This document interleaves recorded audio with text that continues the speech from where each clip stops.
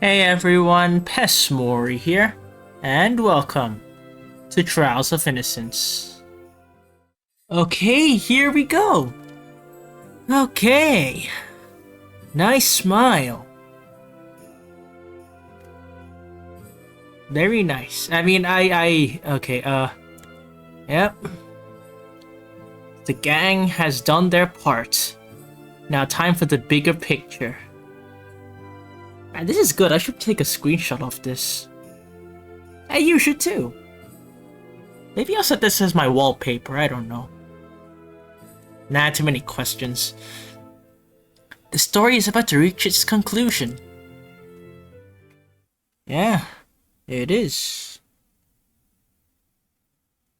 On my way back from the research center, holding Annie's chip, I thought a lot. Since Detective Stone's death 5 years ago, familiar faces have continued to appear in various incidents. All of these seem intricately intertwined, as if arranged by fate. It's as if there's an invisible hand manipulating everything behind these events. Not me, I swear. Whether it's me, Chief, or even Sis and Prosecutor Schubert, we're all being played like puppets by someone. I swear it's not me. Because if I was playing with you and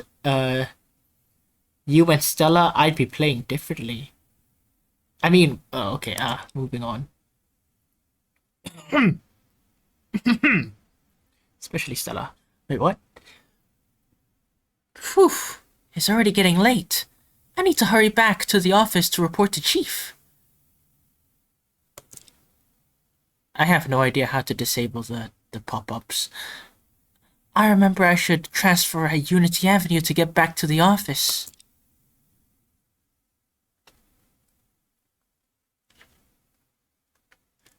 The gates of the Skyrim Trade Center is already locked, and the police inside should have withdrawn. This neighborhood is usually empty after office hours, let alone at this time near the new year. And there she is with the boombox. Sis, what are you doing here? Blasting my remix? What do you think? Pretty cool, huh? Pretty good, but it's overrated and overused. Seriously, does it just follow you everywhere?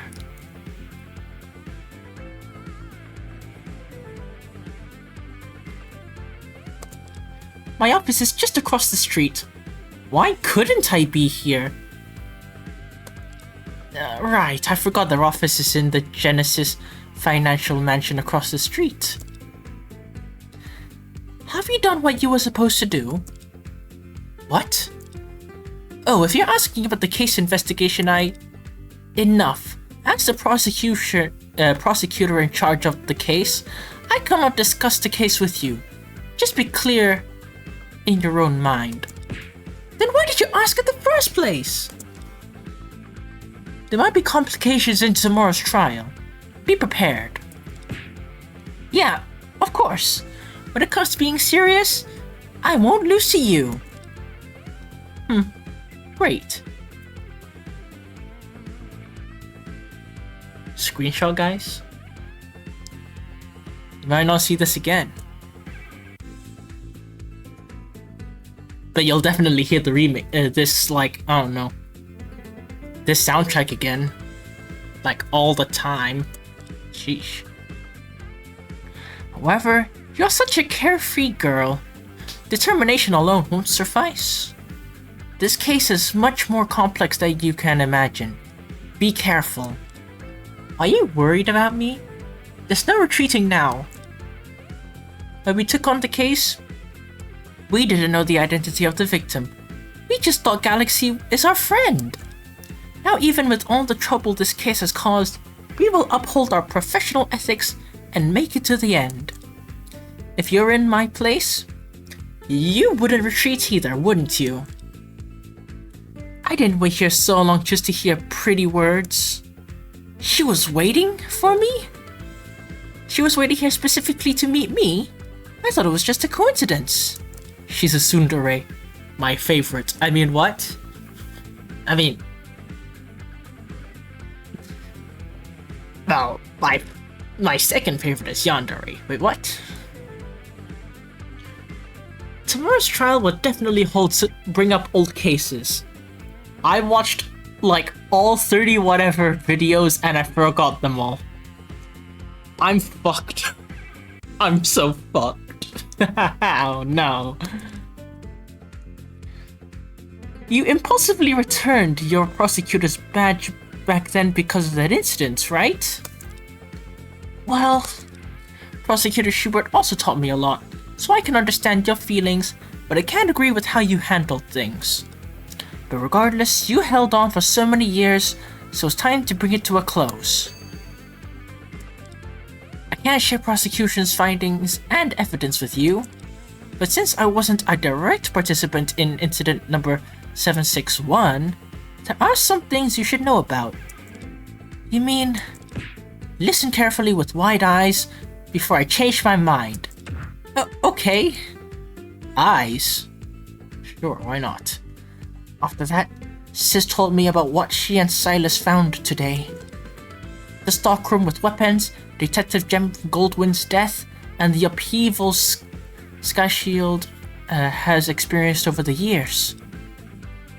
Today, Prosecutor Schubert visited the Foxtail Mine and Lemon Village, but even Sis couldn't understand his purpose.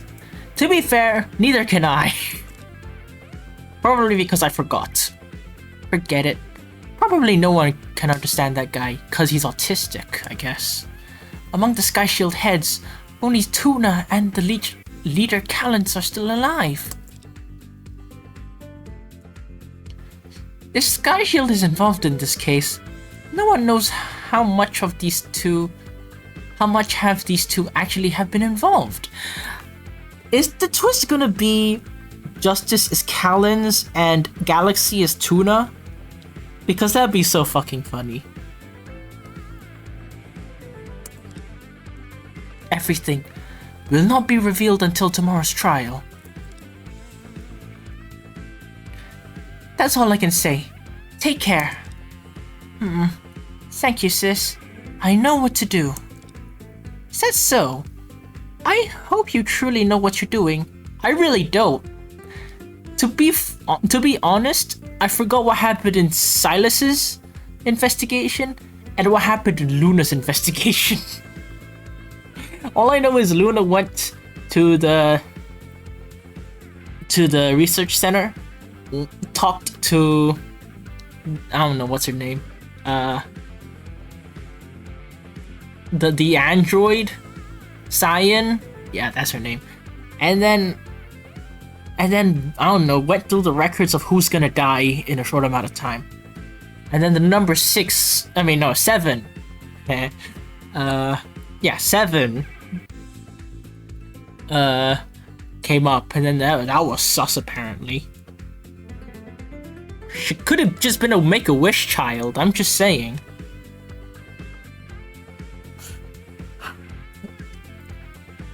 Charlie's and you, to be honest, Charlie's was the most substantial one.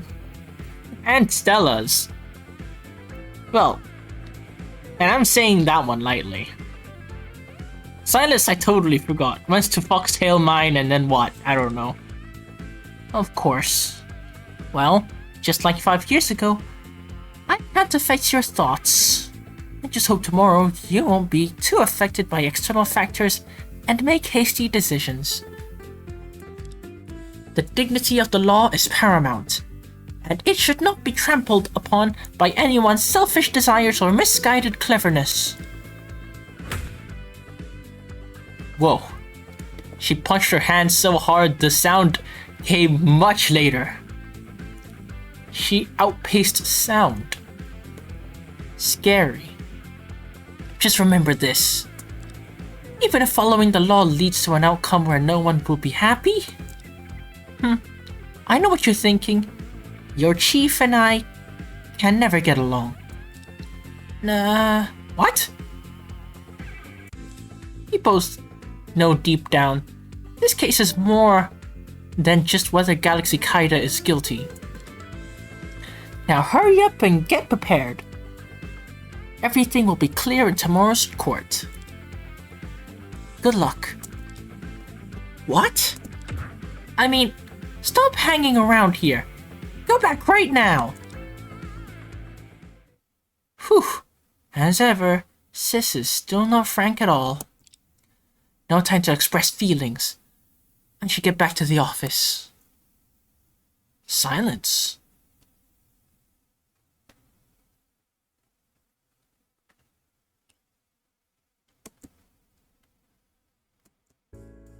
It's completely dark outside. This trip takes longer than I expected. You know, this place actually looks pretty nice in the dark. I never noticed.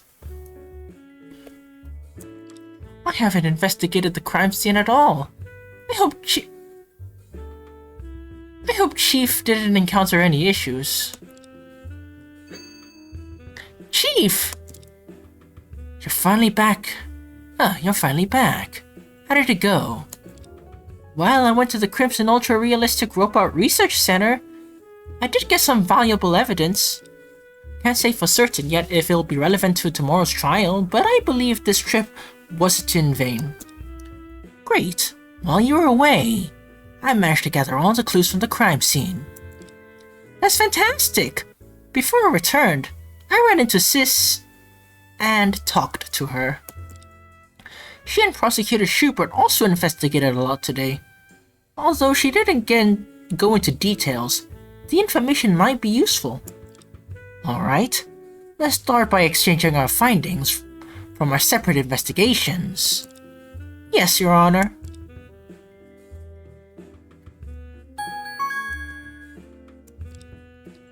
A picture of Annie's chip and her medical records from 5 years ago. Yes, and Prosecutor Schubert suddenly investigated the Foxtail Mine Park for the kidnapping case 5 years ago. It seems the connection between Kujio's death and incident number 761 is even closer than I thought.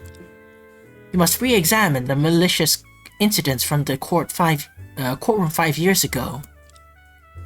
But it seems so long since the incident, and the crime scene has long been cleaned up.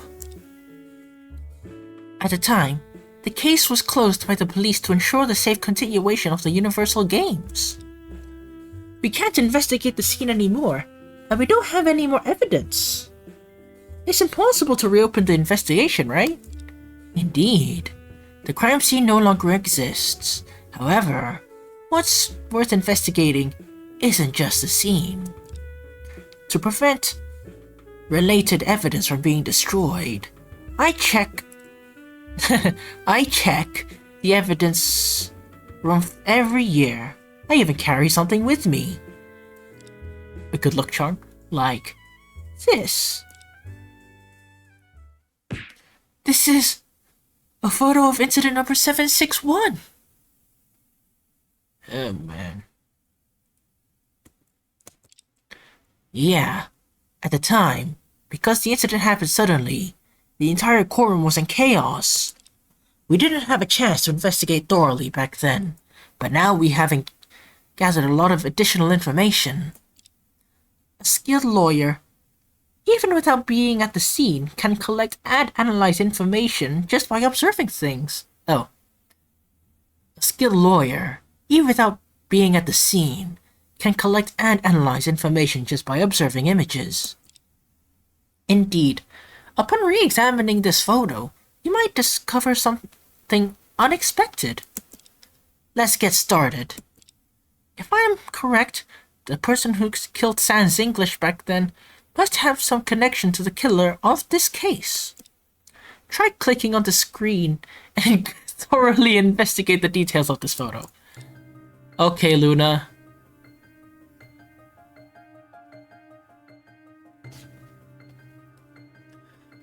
After the attack, Mr. Schubert remained alive for a few minutes, right? Yeah. Prosecutor Schubert had 3 stab wounds, which damaged organs but didn't hit vital spots. Would Sans English have made such a mistake? The room was pitch dark at the time. Even for him, Killing 2 people in succession would have required some effort. The biggest mystery about Prosecutor Schubert is where he got the pistol. Yeah, at the moment before the recess, he wasn't in the courtroom. Perhaps someone else took the pistol from the courtroom and gave it to him. At the time, I wasn't with Chief Thomas, and you weren't with Prosecutor Schubert. The situations of both of them are probably untraceable now.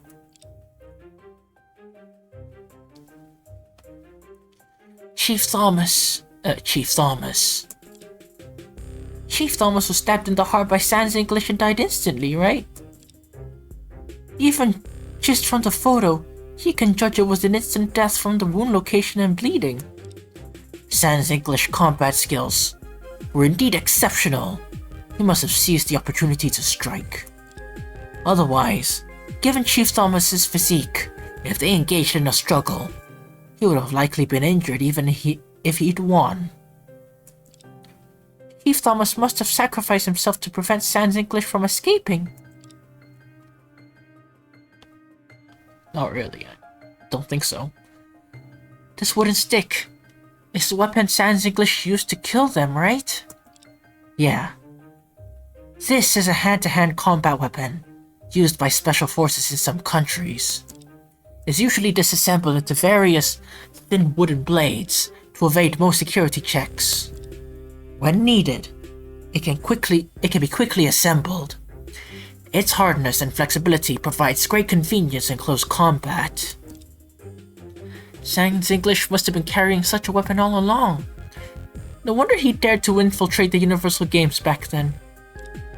But Chief, how do you know such obscure and classified knowledge?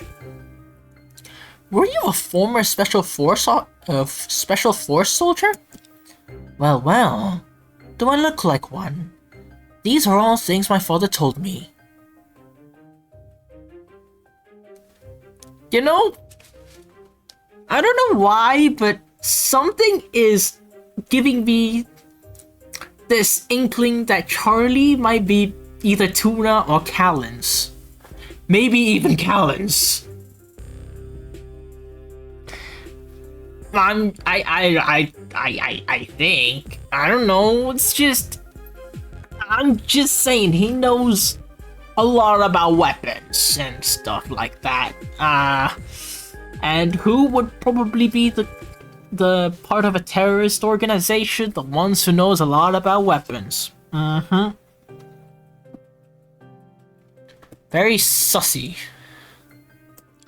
Chief's father was Sans English's former comrade, right? I wonder what kind of person he is. By the way, would Kuchio have such a weapon too? I don't think so. If she did, she would have pulled the wooden stick from the balance beam back then. Right. Kuchio didn't have a military background. It's surprising she became such a skilled assassin at such a young age. As an athlete, she naturally had excellent physical conditioning, so mastering martial arts wasn't difficult for her. But she escaped unscathed in 2 chaotic situations, and evaded global law enforcement for so long as a fugitive. Such strong infiltration and counter-surveillance couldn't have been learned through self-study. Someone must have guided her. But these are digressions. We know too little about her childhood and social connections. We don't have time for that now. How did Erika Kuchio grow up? And why did she choose the path she was on later? Because of the dad. The stepfather. The stepfather was a huge dick. I hope he rots in hell. If she was Galaxy's adopted sister, would Galaxy have undergone similar training? Forget it. I don't know who to ask these questions. Let's focus on incident number 761. It seems beyond doubt that Sans English was the one who killed the other 2. The key to the case remains, who shot Sans? Papyrus. Or Chara. Or Frisk, I don't know. Sans English's cause of death was a gunshot to the heart, resulting in instant death. The person who killed him was so good at shooting. The room was quite dim, and Sans English was a former soldier, so he sensed any external danger. If he sensed any external danger, he had the capability to either lie down to dodge or quickly grab a gun to counterattack. It was for these reasons the police ruled out the possibility of an outsider committing the crime. They believed that only in close quarters combat could such a result occur. Indeed, in such a dim condition, any sidelight would have immediately caught his attention. If Mr. Schubert wasn't the shooter, how did the killer manage to conceal their tracks and sneak into the room? Besides hiding their tracks, there's another possibility. What is it? If the killer couldn't hide their tracks, they could have used another method. They could have diverted Sans English's attention to elsewhere while sneaking in. For example, simultaneously creating light or sound in another location during the infiltration.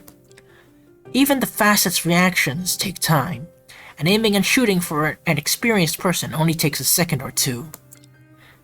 That's indeed a new perspective, but just looking at the photo, I didn't see any trace of such thing.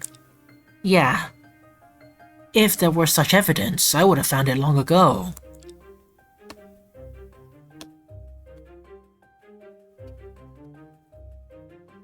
These two items covered with white cloth are GBX 003 and 004, right? They've been in the defendant's room from the start as a prosecutor. And as a prosecutor, I didn't really have much contact with them. To be honest, I didn't expect them closely either because we didn't realize there was a bomb inside them at the time. At the time, the police had limited knowledge of robots, so they placed them casually as objects possibly related to the case. Upon closer inspection, the eyes of the robots are still shining with eerie light. Was it meant to frighten people? No, I think it's just proof they had been in operational mode all along. That room, like the courtroom, had no windows. When Kujia cut off the power, it became pitch black. Did the robots light up their eyes to maintain vision? Since they were running at the time, they should have recorded the entire incident, right? In theory, yes, but 003 had all its recordings deleted when it was transformed into Cyan. Well, Annie's record wasn't deleted. That's really unfortunate. Got the image data from the time. All I have is this strange screenshot I got.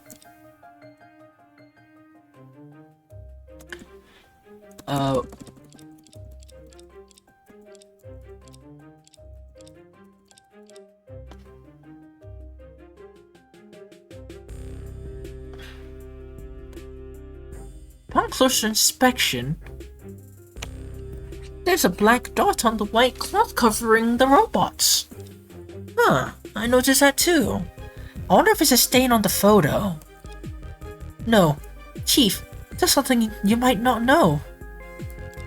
The robots named Cyan had her lower limbs damaged all along. And the reason for the damage is her leg was hit by a bullet many years ago. What? If he considered this dot as a bullet hole, it indeed matches the location of the robot's leg. According to the police's conclusion at the time, if Mr. Schubert truly fought Sans English and died together, he must have first hit Cyan's leg, then shot Sans English.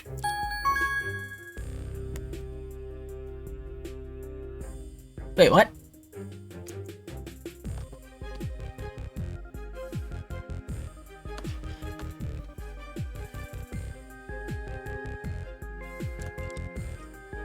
This is quite an unexpected discovery. I I'll have to ask Chief about this later.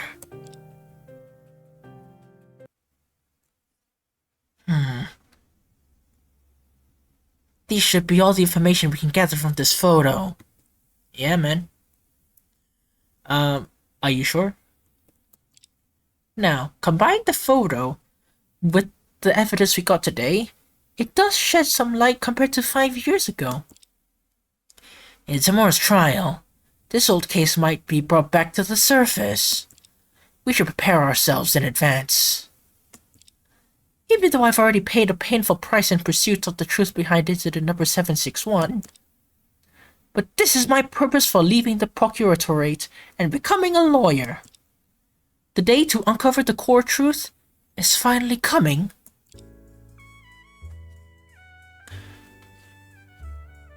Stand up a seat. Oh, stand up a seat. Don't rush. We have more things to discuss, don't we? Right. It's already late, and we don't have... if we don't organize the information now, we'll be too late. Fine.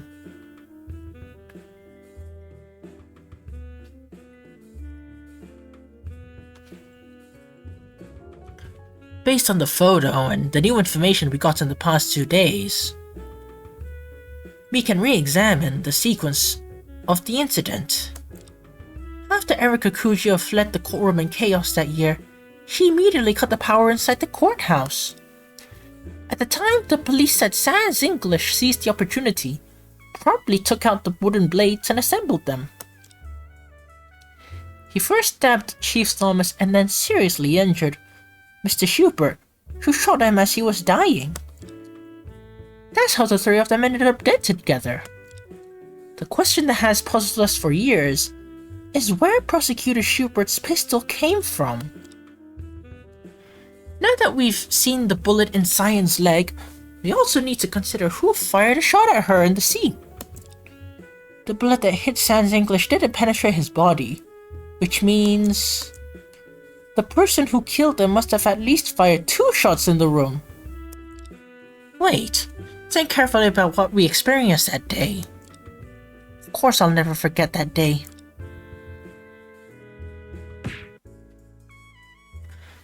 What are you doing? It's so dazzling!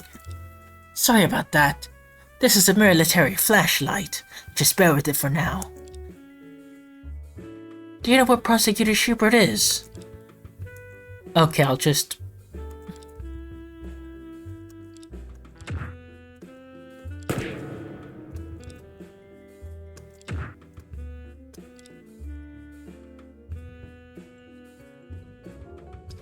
Wait, back then we only heard one shot! Oh, I heard of that game. I haven't played it yet though. I don't know. Maybe next time. After dreamed away. Exactly. What happened that day is something I'll never forget, and I'm sure you're the same. I remember the room was soundproofed to protect the privacy of the lawyer defendant's communications. Could one shot have been fired when the door was closed, and then the other when it was open? Prosecutor Schubert was already seriously injured by Sans English. Did he have the strength to open the door? Even if he did, why would he do so? That doesn't quite make sense. If the person opening the door was Sans English, he could have just run away, so it's unlikely to be him. Then what about Chief Thomas? He was fatally stabbed in the heart and died instantly. He couldn't have done anything.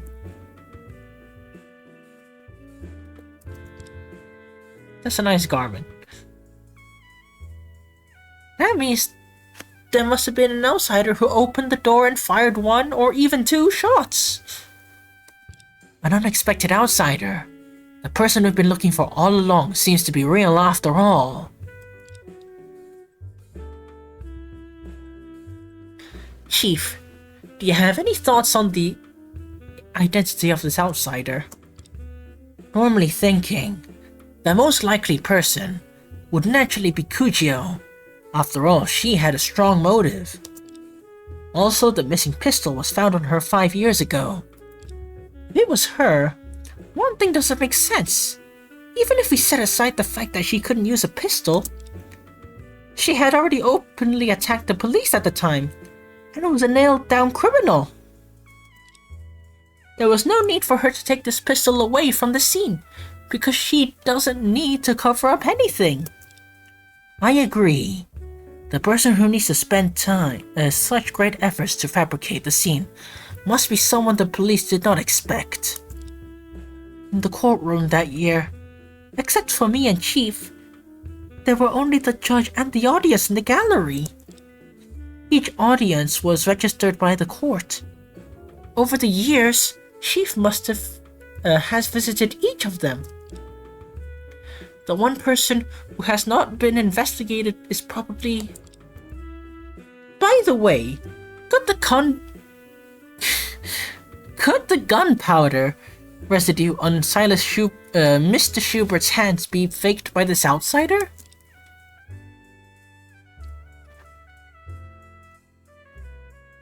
It is possible, but unfortunately, I have carefully checked the gunpowder residue on Prosecutor Schubert's hand. It completely matches a normal shot residue. If someone forcibly put the pistol in his hand and pulled the trigger for him, it wouldn't leave such marks. Seems that Mr. Schubert did fire the pistol. The question is, what exactly did he hit, and how did the pistol end up in his hand? According to the scene investigation, he fired the shot while he was severely injured, when he was beyond saving. This means that neither Sans English nor the outsider could have forced him to fire the pistol. Could it be he was trying to shoot the intruder? Impossible. I must be overthinking.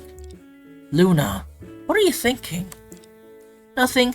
Just so much evidence got me into thoughts. Apart from Kalends, the leader of Sky Shield, there has been another person constantly eluding our sight. The enigmatic second head, Tuna. You know very little about her, and even how do you know she's a her? And even the police had no trace of her activities. Could this person possibly be the one who had been behind all these for the past 5 years? Tuna. Unfortunately, I also know nothing about her. However, this hypothesis does hold some water.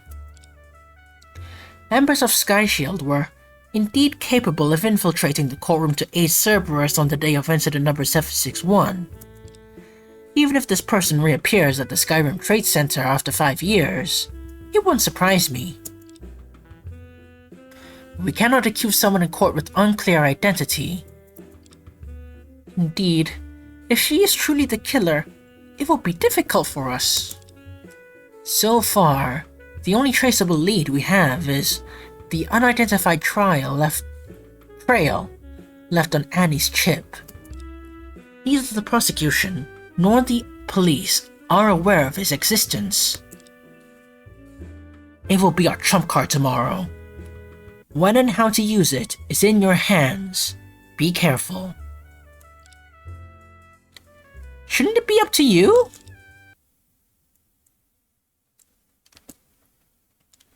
Oh boy. What now? Chief?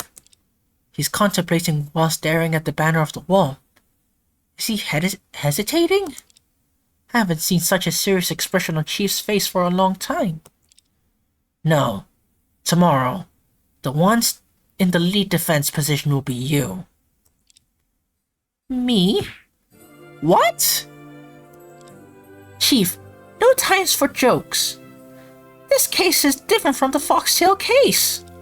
Back then I took the lead because I was the only one who knew things about Annie. But now I shared all the information and all evidence with you.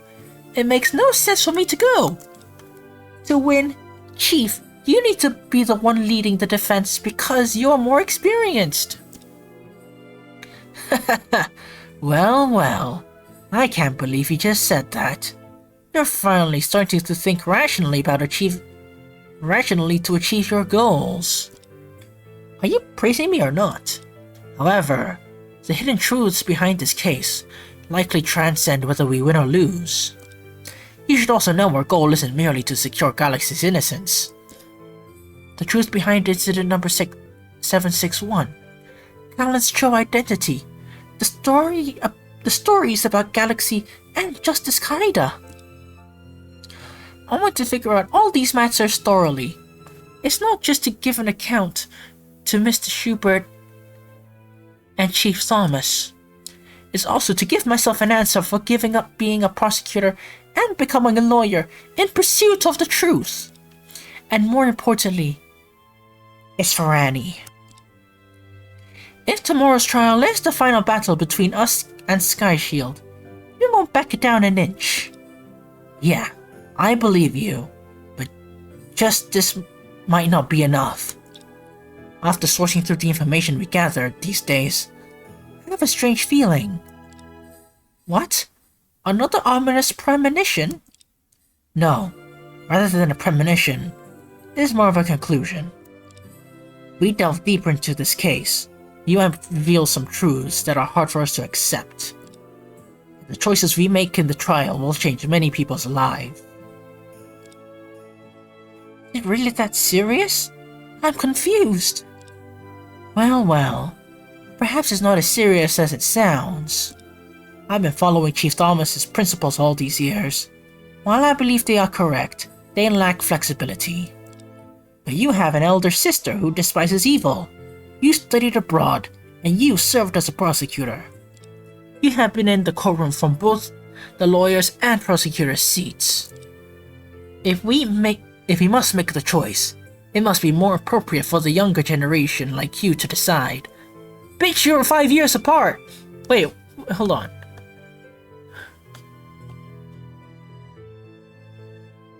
Yes.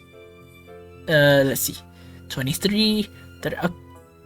Okay, you got me there. I was wrong. But you're not that much older. You're still young! Bro, a Mongolian dancer wants you. That's how much you can still pull! And you're gonna make her from a Mongolian dancer to a Mongolian lap dancer, bro. Okay. I am the president of this law office, but you are its future. Although I don't quite understand, it seems to make some sense. After experiencing so many cases, you're no longer the rookie who just started. You should have your own thoughts on the law. What is the true meaning of the law? What is the right thing for us lawyers to do? Do you already have the answer in your heart? The true meaning of the law? Well, no need to rush to give me an answer. When the time comes, you can tell me. As for the lead defense, I'll take it as a yes since you haven't refused. Although I am not completely confident, I'm willing to take it and give it a try. Don't worry, no matter what happens, I'll be with you. We must give it our all and make choices we won't regret. Got it. Alright, let's go over the evidence one last time and prepare for the final battle. Battle. Yes, Your Honor. Chief and I organized the materials needed for the defense, making thorough preparations for tomorrow's trial. This time, what kept me from sleeping wasn't the pre-trial nerves, but Chief's words. Indeed, since coming to this office, I've gone through quite a few cases, big and small. I once naively believed that the law existed to punish evil and promote good. Oops. But in my defense career so far, I've encountered guilty good people and innocent villains. Punishing evil and promoting good isn't that simple. I understand now that real life isn't filled with black and white heroes and villains. I also know clearly that a lawyer's words and actions in court can indeed affect many people's lives. However, as for the true meaning of the law, have I really figured it out? No matter what, I hope I can come up with an answer that satisfies myself. Luna, do your best.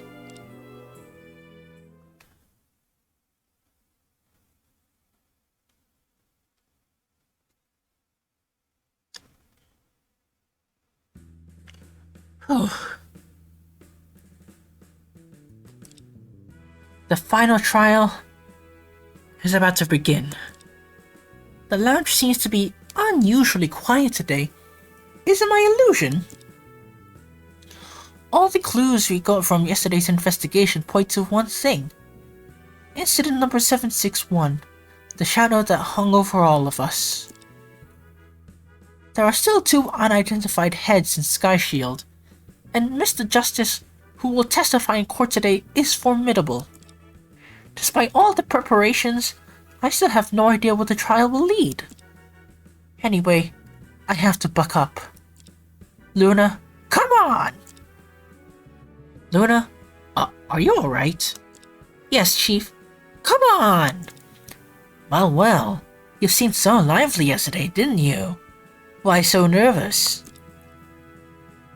Just like you appeared in court for the first time.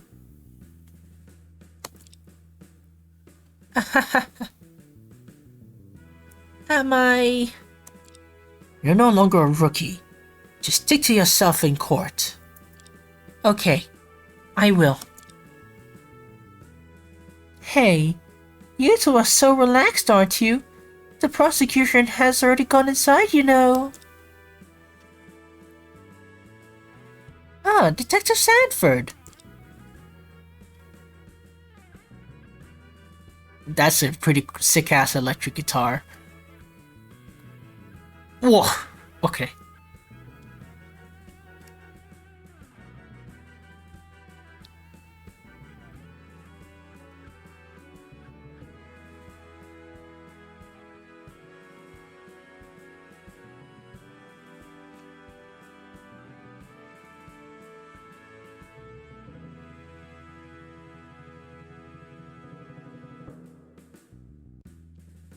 Holy shit. Okay, we want to meet up with Galaxy before that, but where is he? That's what I'm here to inform of you.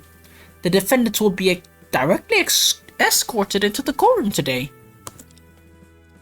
You won't see him before the trial, so just get in. Why? Yesterday, despite Mr. Justice's obstruction, we could still meet with him at least. Things change, you know. The mission's changed.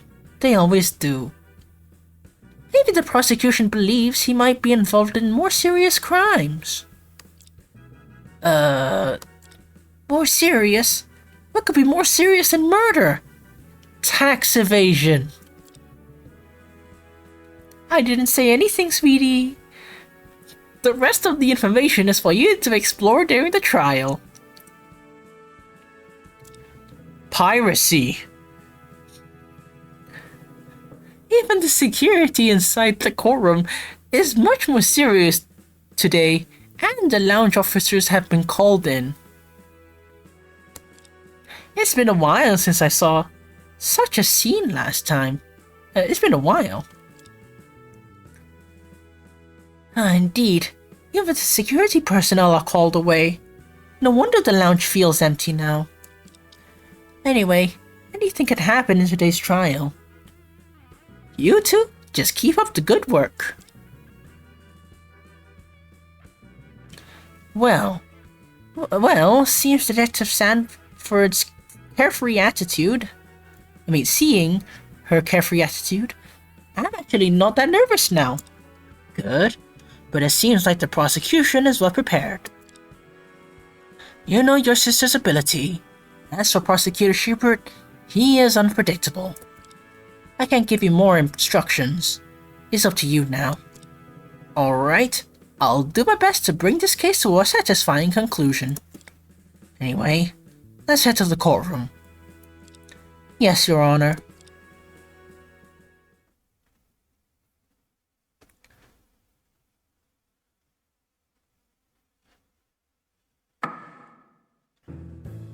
Order! Order! Court will now reconvene for the trial of Mr. Galaxy Kaida. The lead defense lawyer, and the assistant switched their positions again. God damn it. The court has received the application in advance. So, are both sides ready? The defense is ready. So are we. In the previous session, many new doubts arose, so the proceedings had to be postponed until today. Prosecution, have you made any new discoveries during yesterday's investigation? You, go ahead. Alright, after the analysis of experts, the content of the video submitted by the witness during yesterday's trial cannot be restored. Even if the brightness is enhanced, all you see is a blurry halo, and the footsteps in the video cannot be identified. Therefore, the prosecution believes this evidence is not much of use. Pity. No, the halo is a clue of great value. I cannot grasp its meaning yet. I can't figure out its connection to the case now, so I'll wait and see. Apart from that, the police made an unexpected discovery during yesterday's investigation, which will significantly change the course of the trial. Oh? What is it? In the case, Chuchia used highly specialized equipment, making it easier to trace its source. So yesterday, we conducted an emergency search at Murder Maisons. Murder Maisons? The haunted crime scene from the case that Plum was involved in? Upon investigation, it's confirmed that a batch of stolen police equipment, long pursued by the police, is hidden there. That's police equipment? Snipers that can fire 50 cal? You know, bullets that are meant to disable tanks? That's police equipment? Explosives? What? What are the police on? Besides, the underground stockroom is also contained a large quantity of firearms. Firearms? Order. Order! I didn't expect the prosecution to uncover such a significant case at this moment. But, may I ask how it's related to our case? We are only here to try a murder case. Mass-produced police and military equipment have distinct serial numbers, unlike the black market goods in circulation. We have determined that the special bulletproof vest worn by Kujio in this case originates from this batch of firearms. Unbelievable! Initially, Prosecutor Hush obtained a postcard addressed to Quadrant, which was Joseph Crimson.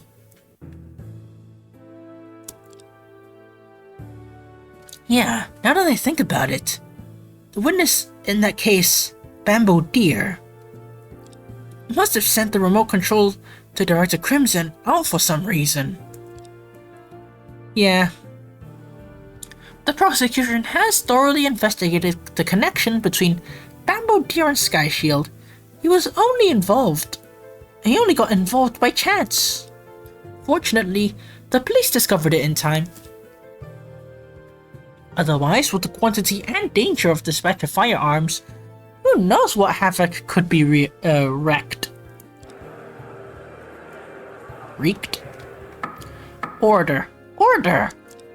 It is truly terrifying. Who could have hidden these things? Regarding this matter, the prosecution is now going to present... What? Ahem. I apologize for interrupting your trial. You are...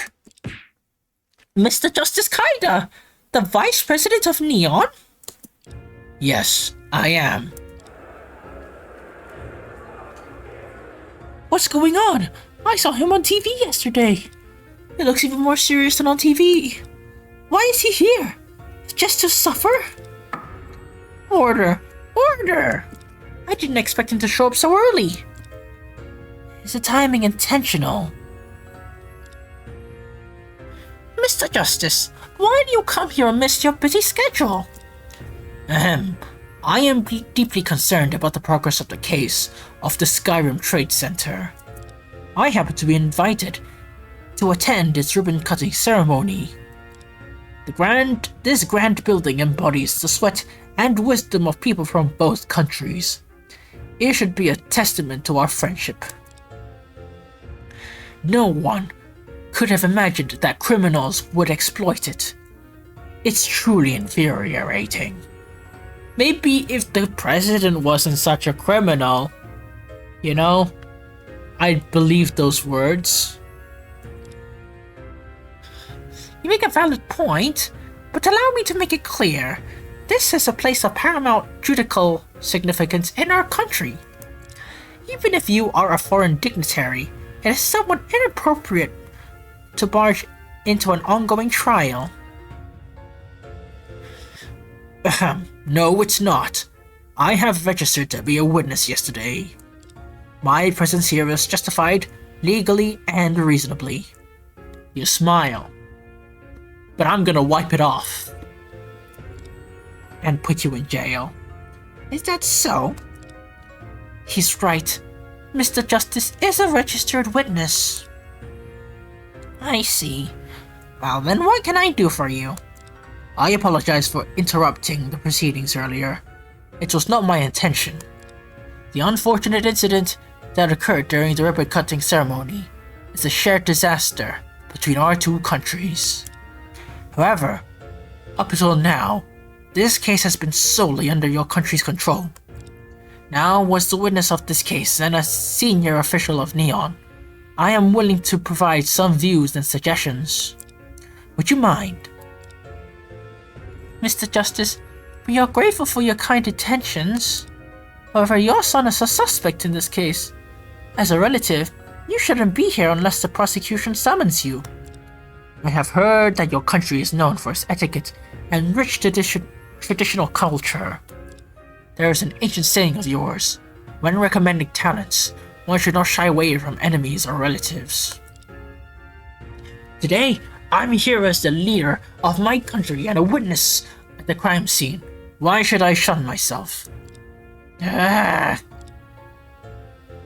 In that case, Your Honor, please allow me to make a brief statement. Of course, you may proceed.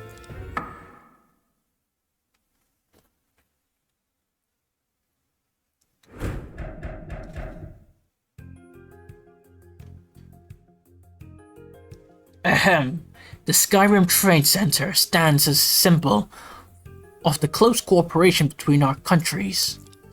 It's really a misfortune for both nations that it became a murder scene, and I feel deeply sorry for my son's involvement. This case is complicated. Rushing into a verdict within a few days seems overly hasty. In the interest of our countries, I have a proposal. Why not take this case as an example of judicial collaboration between our two nations and let our judges work on it together? It allows more time for cross-country police investigations, avoid hasty conclusions based on unclear or insufficient evidence. How about we put this case on hold for half a year? Isn't it for the benefit of all? Fuck you!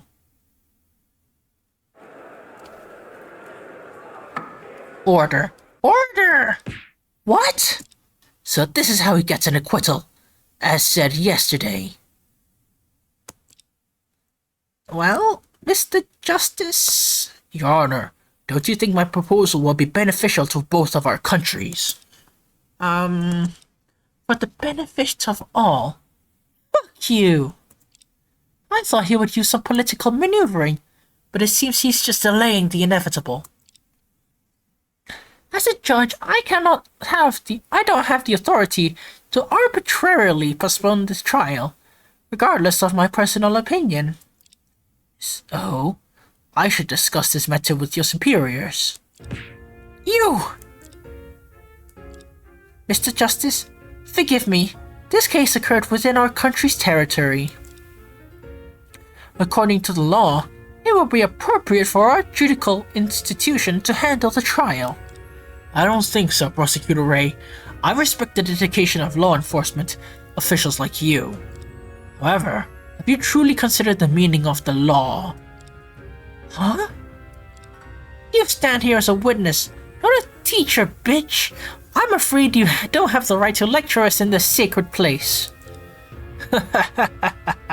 Sacred place? I won't comment on that expression. But I believe that in any country's textbooks, the law is defined firstly as a tool. It is a set of behavior standards enacted by the ruling class to govern a nation, always reflecting the ruler's will. Well, that sounds a bit harsh. Yeah, but he's right. As said in our country's judicial exam materials.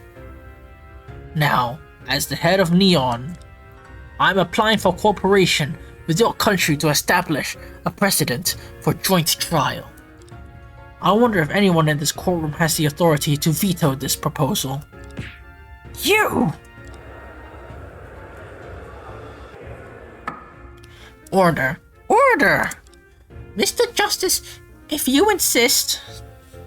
I'm sorry, but I'm really in a quandary. He refers to the law as a tool representing the will of rulers, and then he brings up his status as a head of state. He's implying that the laws of Neon are mere tools he uses to govern the country.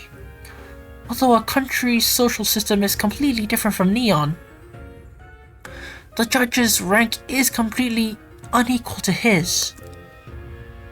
Even as someone as strong-willed as Sis would probably be helpless in the face of someone like him, right? Chief, what should we do? Unfortunately, there's nothing we can do given our positions. Are we really going to let him postpone the trial?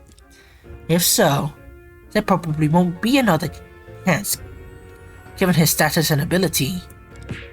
How could we let this happen? This is the reality.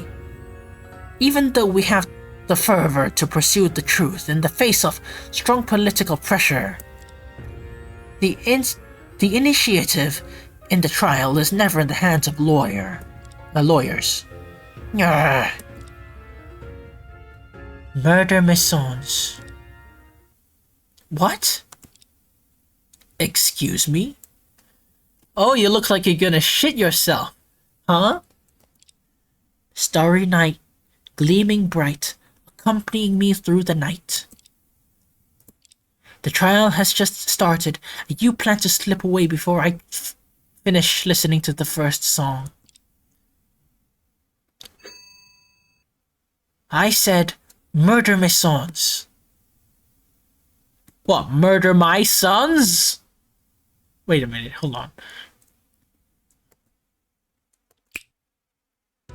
The incident you interrupted earlier, a hidden military weapons in the stockroom. Earlier, prosecutor Ray didn't finish her words. 90% stake of that Masons is owned by a Neon citizen. It seems a prominent figure from your country is suspended from hiding a large number of smuggled weapons in our country. Mr. Justice, are you aware of that? Ridiculous. I have no knowledge of it. And does it have anything to do with the case? Yes, very closely. What? Oh, look at him shit himself. Our investigation has already proved that the equipment found on the victim, Erica Cuccio, came from the batch of weapons. The police also compared the weapons seized from members of Sky Shield over the years from those from Murder Masons. And they are proved to be from the same batch. Wait a minute, so all these weapons used by Sky Shield to fight against the police are hidden in our country?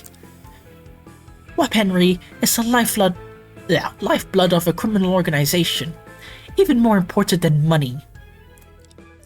No leader of any criminal group would easily entrust their weapons to someone else. In other words, the person who possesses this batch of weapons is likely the leader of Sky Shield, Kalends.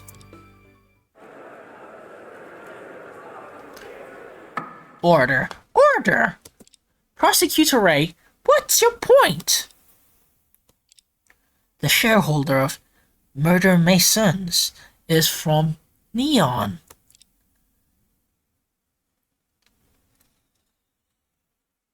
In other words, it is highly likely that the true identity of Kalends is a citizen of Neon. Exactly. It would not be easy to smuggle so many military weapons into our country without attracting the attention of our police. Unless one of them is a person with power, influence, and cunning.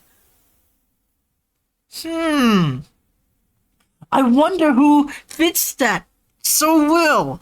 I wonder if he's in the same room with us, being a total jackass. And shitting himself like a baby. And there are not many people with such capabilities even in your country, right? Mr. Justice, does he have any clue about this? A serious matter. Without any investigations, I cannot give a rash opinion. In that case, why do we hear the opinion of our police? What? The incident at the Skyrim Trade Center is related to the recent activities of Sky Shield. One of the key members of the organization, Erika Kuchio, was murdered at this moment. If I were to say that the leader of Sky Shield, Kalends, has no connection to it, I'm afraid no one here would believe it. Therefore, we have reasons to suspect that Kalends is hiding near the Skyrim Trade Center. According to the inference we made, Kalends is a powerful and influential person of Neon who appeared near the crime scene. Wait! Prosecutor Schubert and Prosecutor Ray, do you know what you're saying? Yes, totally. Although I don't work the same way like Prosecutor Ray, this time we're on the same side. Usually, it looks like he's sleeping, but today he is soberer than ever. Man, what the fuck happened? Mr. Justice, you should have heard what we said, right? If we conduct targeted investigations on individuals like that, I believe we will soon uncover the true identity of Kalends. It is reckless to investigate our citizens based on mere suspicion. I just propose to postpone the trial for half a year. Did you all simply ignore my words? Yeah, because it's a stupid-ass decision. With the current threats of Sky Shield, I don't think it's appropriate to be concerned about such formalities. Mr. Justice, it's a great opportunity for our two countries to collaborate and investigate together for mutual benefit, right? If you refuse, we have no authority to intervene. If you insist on postponing the trial, we will report it to our superiors. However, under the explosive topic of the leader of Sky Shield appearing, how the global media will react and what they will say is beyond my control. Yeah, you're shitting yourself. It seems like Sis and Prosecutor Schubert came prepared. But now we've become mere spectators. Don't worry, just observe the situation carefully. There are many things we can do. If we can find any sussy bakas, it will not only help in eliminating Sky Shield, but also reveal the truth of this case.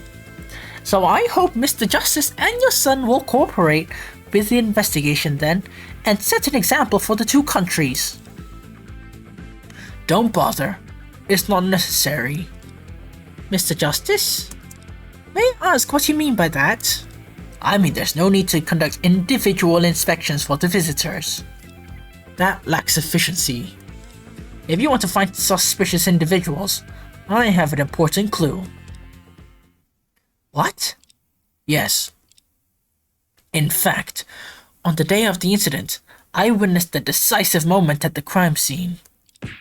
What? I've never heard of that.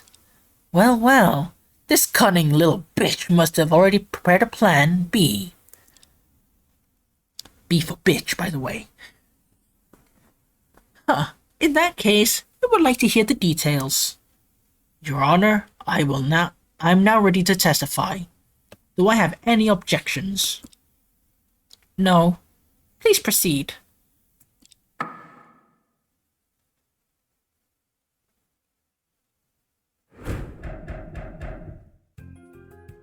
Since Prosecutor Ray has been persistently pressuring me, I have no choice but to reveal everything I witnessed that day. The person who killed Miss Cuscio is not the defendant, but I don't know the true identity of the culprit.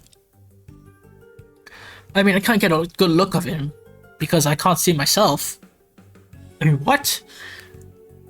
At the time of the crime, at the time of the incident, I was gazing at this prosperous and thriving city from the rooftop. At the time, the elevator door suddenly opened and I saw the victim with her back to me, held at gunpoint by a person in black. I quickly hid inside the fire cabinet nearby. Shortly after, I witnessed her being shot by that person. The person in black left, and only then did my son, Galaxy, appear on the rooftop. There's no way he could be the killer. So you mean you witnessed the moment of the murder? Order! Exactly. A person in black came to the rooftop and struck Cuscio. I never heard of this before. What? If that's the case, why have you remained silent until now?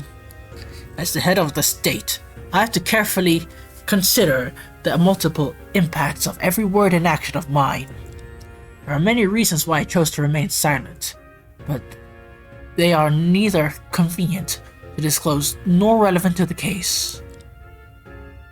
How is it not relevant to the case? Anyway, let's get back to the main topic. As I mentioned earlier, I personally prepared the process of the murder. Now the facts of the case are quite clear.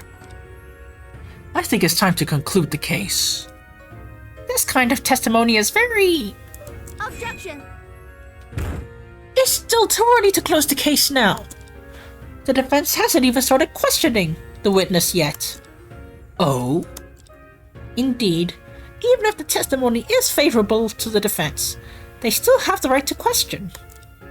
I anticipated that someone would object to my testimony, but I never expected it's you, my son's defense lawyer. Well, it's better for everyone to clarify the facts of the case, right? Actually, I didn't consider the consequences at all. It seems like I've done something really serious. I think it's precisely because she's a lawyer that she raised an objection at this moment. Eve?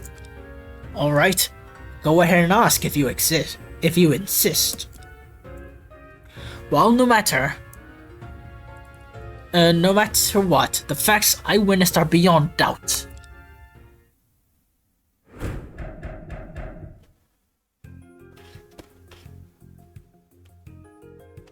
Hold it! If you were an eyewitness, why did you wait till now to come forward and testify? I assure you it was unintentional. As the head of state, I must be cautious due to the far-reaching implications of this matter. The international situation is changing profoundly. Any misstep could have serious consequences. I must proceed with utmost care. It sounds as if his actions could trigger a global crisis. Core. So what you're saying now should be the complete truth, right? I'm on this witness stand to facilitate a smooth trial process. Huh? Obstructing the court proceedings not only harms my public image, but also goes against my wishes. Therefore, to ensure a smooth trial, I kindly request you refrain from asking relevant questions. Bro, it's a yes or no question. Just say yes. That's all you needed to say. You completely avoided my question. But you said, fuck you. That's what you said. I'm gonna put your ass in jail. You and whoever's involved. Unless the other person puts you in hell first. Hold it! Miss Kujio, that's a quite unfamiliar term of address. If I remember correctly, the victim Erika Kujio was your adopted daughter, right? This is a formal courtroom and I'm just using proper language in my testimony. Seems he has no intention to comment on this matter of his adopted daughter. Adopted daughter? Why was I not informed of this? Well, you see, Mr. Justice is actually Kujio's... Objection! Mind your words. Do not make unfounded assertions. No, I'm sorry. Remember, we infer the relationship between Mr. Justice and Kujio through very indirect means. While Galaxy acknowledges that Kujio was adopted by his mother, Justice Kaida has no direct connection to that matter. Rushing into this topic could give them something to exploit. Okay, I will. Mr. Justice doesn't have a good relationship with his son, let alone with the adopted daughter. I don't think their relationship will be a crucial point in the case.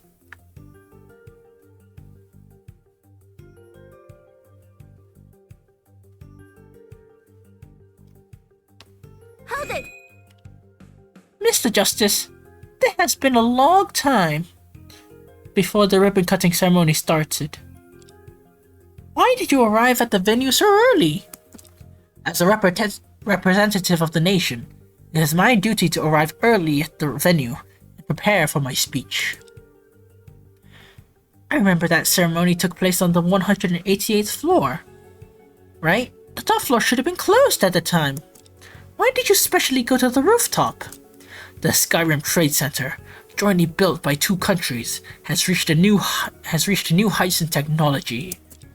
I heard that the circular ring on the rooftop provides satellite signals for the entire city, and I was curious, that's why. It's true that the circular ring on the rooftop has its functionality, as Detective Sanford mentioned yesterday. Wait, what? Oh. Mr. Justice, your actions are very important to us. Can you include that in your statement? Testimony? Of course. I heard that the circular ring on the rooftop provides satellite signals to the entire city. I was curious, so we went upstairs. Hold it! Why were you curious about this technology? Unlike your country, Neon has a small land area, situated on islands, and the terrain is complex. The coverage of wireless networks and satellite signals is a major issue that troubles our citizens. If the circular ring can provide signals for the entire city, it will be of great value for us to learn from and emulate. Indeed, it's frustrating when there's no Wi-Fi signal, even for a little while. I always thought Mr. Justice was a big villain, but now I realize that he actually has the interest of the people in mind. Well, as you say, one must fulfill his duty when in power. Without prior diligence, how can he attain his current status? But there must be something off about his testimony. There seems to be something off about his testimony? Hold it! You witnessed the murderer committing the crime? Indeed. Did the bullet come from the front or from behind? Ultimately, I can only catch glimpses of the two through the crack of the cabinet door. But the only thing I can be certain is that the person in the black who shot. It was the person in black who shot the victim. Furthermore, at the time of the murder, there was no one else present except the three of us. Objection! The defendant, Galaxy Kaido, was clearly witnessed moving the body, which completely contradicts your statement. The victim I saw was still alive. How does that contradict my son moving her body? What if the victim was shot by the person in black first, and then my son moved her body? That testimony is so firm. I don't have any direct evidence to refute it. Hold it! Did Galaxy see you when you arrived at the rooftop? I can't be certain. From my perspective, it seems unlikely. In case of the murderer returning to the scene, I didn't come out of the fire cabinet immediately. I chose to wait and see. Fire cabinet? Could you really see who was outside? Though the gap of the cabinet door was small, I had no problem seeing the silhouettes. Galaxy is my son. I watched him grow up since childhood, and there's no way of mistaking his figure. That fat fuck. Or do you think I'm an unfit father? Actually, yes. Of course not.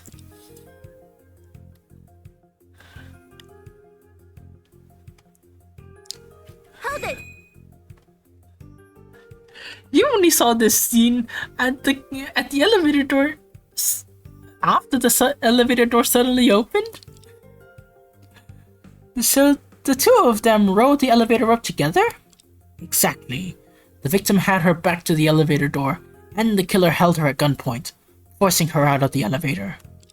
But isn't this behavior quite strange? Instead of shooting her, why would the killer force the victim to ride the elevator to the top floor first? It's not my duty to speculate about the killer's intentions. I'm only stating what I saw truthfully. Investigating the reasons behind it should be the responsibility of the police's police. Police's police? Country's police. God damn. Well, you're right.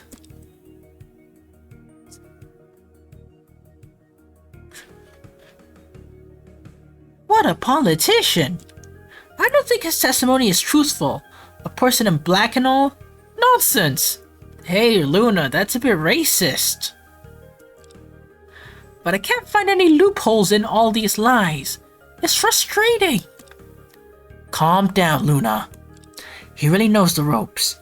Let's ask pointed questions and keep an eye out for any slip-ups. Mr. Justice clearly came prepared.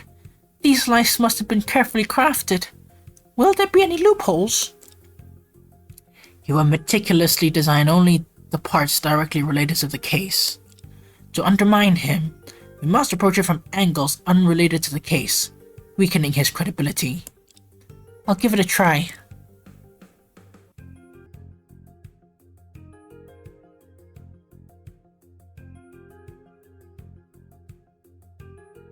Objection! Wait, what? That was it? Mr. Justice. Oh my god, I can't believe that was it. Oh my gosh. I clicked on it by accident. What is this? I wanted to see the details. Oh my god. Okay. Mr. Justice, you just said that you went to the rooftop to visit the circular rings that provide satellite signals. Yes. Are you absolutely sure? As the head of state, you should be responsible for your statements. Wait. What did I even select?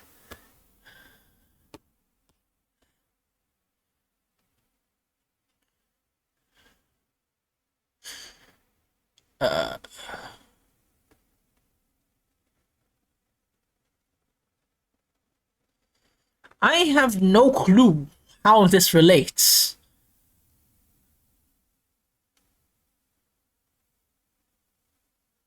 Okay, sure, why not? What do you mean? My testimony has been thoroughly checked and scrutinized. Can't be mistaken.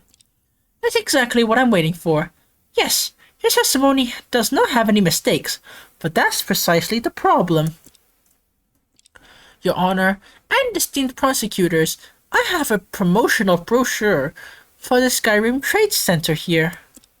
It says here, the project builders from our country have installed a uniquely designed facility at the top of the building. Its operational mechanism and specific functions will remain strictly confidential until the ribbon-cutting ceremony. Even Neon investors are unaware of the mystery within. I can't believe I selected that by accident. Oh my god. Okay, sure, why not? I see. This operational mechanism and specific functions will remain strictly confidential until the ribbon-cutting ceremony. Yet you claim you knew about the functionality of the circular rim before the ribbon-cutting ceremony. May I ask where you got this information?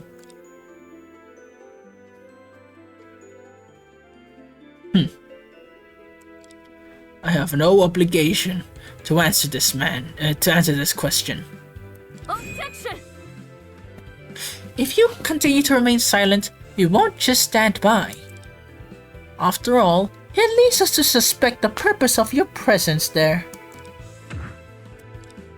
As Prosecutor Ray said, since you chose to remain silent, we can only take it as what you just said was a lie. And you had to appear on the rooftop for some reason. You learned about the functionality of the circular rings afterwards, so you made up the excuse, right? I see. The lawyer and the prosecution stand on opposite sides of the courtroom, but speak in unison to accuse me? Really impressive. Are you indicating that I am the one who dealt with the body?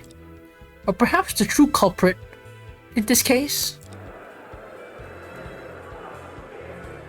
Order! Order! Attorney Ray! Prosecutor Ray! What do you really... We haven't come to such a conclusion yet. Forgive me, Mr. Justice, but regarding this matter, could you please explain? Mr. Justice, it's not just us, but many people who are also following this case.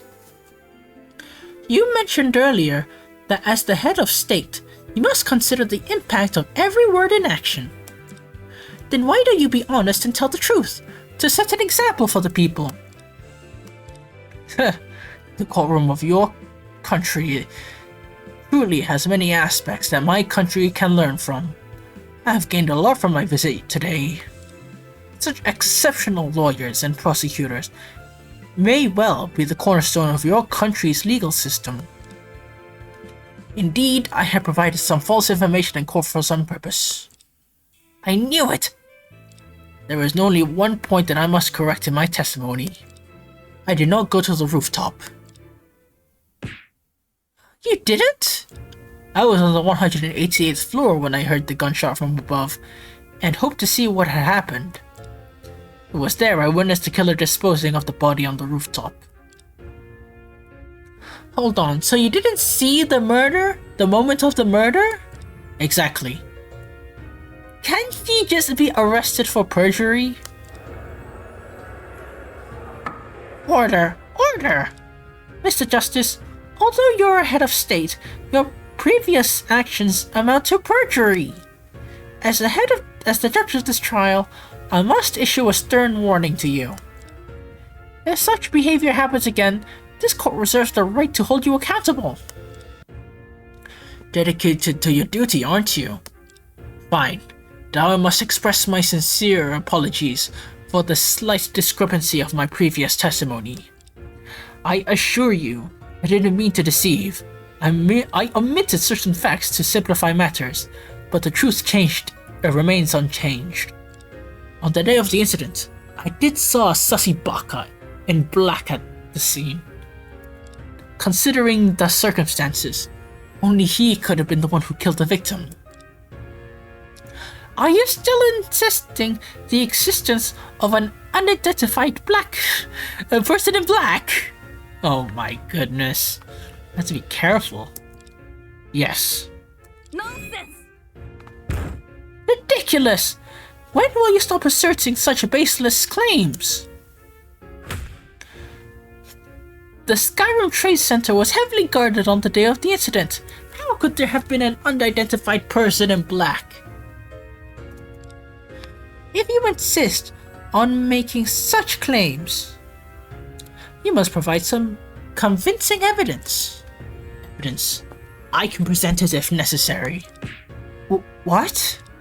In fact, I do possess conclusive evidence that proves the existence of the person in black. Conclusive evidence? Are you serious? Mr. Justice, please tell us what you really saw that day. Take it easy. I will. You will understand me after that.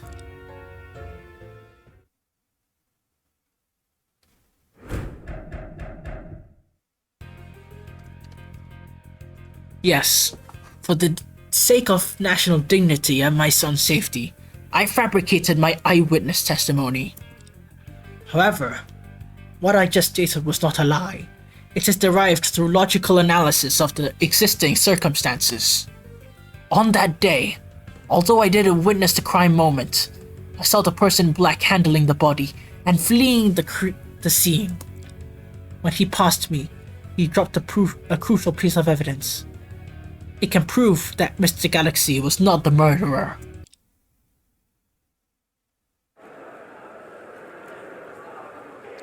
So you didn't witness the moment of the crime, but rather what happened afterward? Exactly. In my haste, I presented my deduction as fact, which was improper on my part. But it doesn't change the result. Given the circumstances at the time, the only person who could have murdered Eric Akuchia was the person in black. I see. It's quite understandable considering Mr. Justice's love for his son. Since the witness has amended his testimony, let's proceed. Chief, what do you think Mr. Justice is up to this time? I don't know, but this time is different from the last. He mentioned evidence in his testimony. Judging by Prosecutor Ray's reaction, it seems the prosecution may not have had such information earlier. Presenting unverified evidence in court is not permitted under our system. Yeah, there should be a book for evidence law or something like that. I'm sure it exists somewhere. But that guy is well connected. He might have already reached out to the police high-ups. We must be cautious. You're putting me under so much pressure. For a lawyer, nothing is reliable except questioning. Pressure is meaningless. Come on, let's begin. Whether this testimony is true or false will be revealed through questioning.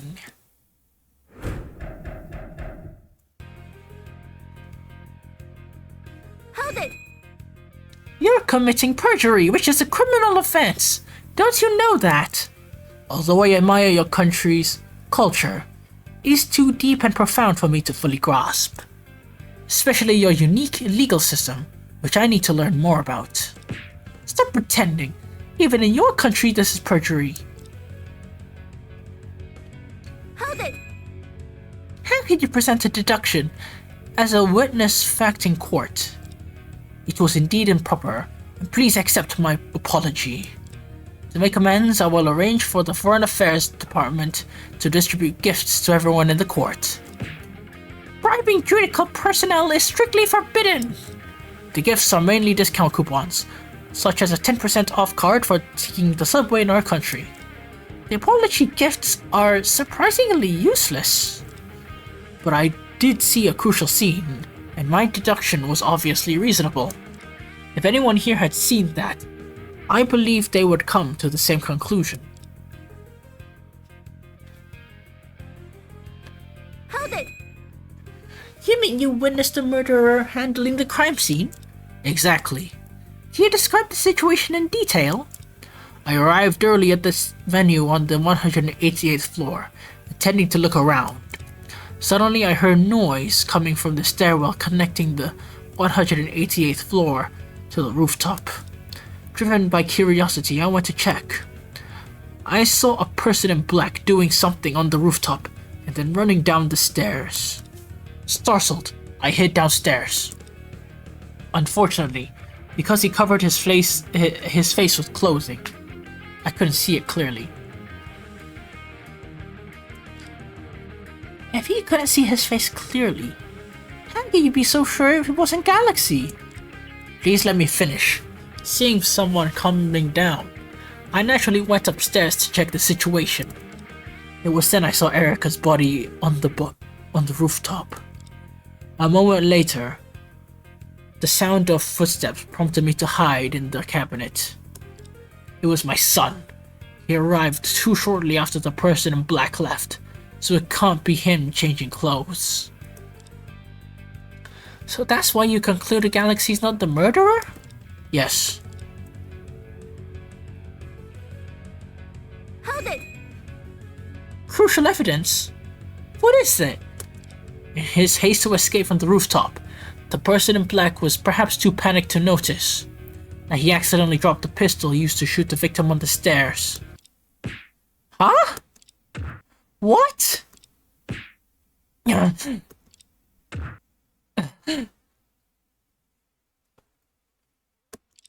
That was so fucking stupid.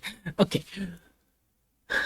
Mr. Justice, are you serious? I instinctively picked up the pistol and kept it. Today I brought it to court. I will present it to everyone now. Objection! What? Order. Order! We searched every corner of the crime scene and didn't find a second gun! The moment I saw the pistol, I hid it in my coat, though you didn't find it. Objection! How can we accept the origin of the pistol just by your words? You haven't provided any evidence to prove your claim. Miss Ray, I've never heard of a witness needing to prove the truth of their testimony before testifying. Are you fucking serious? If the witness has to do that, why do we need lawyers and prosecutors? He's just a rage baiter at this point. He's the master rage baiter, bruh. Prosecutor Ray seems surprised. So she didn't expect Mr. Justice to present such evidence. If there was indeed a pistol abandoned by the person in black, all current conclusions need to be re-evaluated. However, isn't it easy to prove whether the gun is the murder weapon or not? All we need is rifling marking analysis. No gun crime can fabricate a murder weapon. It's useless. Did you forget, Luna? The bullet that killed the victim was too hard to leave rifling markings. That's right. Only in this case we can't use that method. Your Honor, we haven't verified the witness's statement yet. The prosecution believes we cannot easily accept such dubious evidence. That makes sense. What arrogance. The evidence provided by me, the Vice President of Neon, is dubious. The fuck you mean? Yes! The submission of this pistol is indeed delayed, but I sent a letter to your country's Minister of Justice last night. Having this evidence recognized is only a matter of time. Is that so? Pardon me. Based on my observation over the past few days, it seems that your country's handling of this case has always been somewhat one-sided. What are you saying? Not only did you arbitrarily interrogate our citizens and unilaterally conduct the trial, but now you're rejecting our assistance. May I ask what on earth your court is trying to do? You're merely following lawful and reasonable procedures to uncover the truth of the case. If that's true, please accept the evidence I'm offering in my official capacity. As I said, this evidence is necessary for uncovering the truth of this case. If you refuse such important evidence, I can only conclude you aren't genuinely interested in solving this case. I understand. This court will accept the newly submitted evidence. What? A wise decision. Fuck.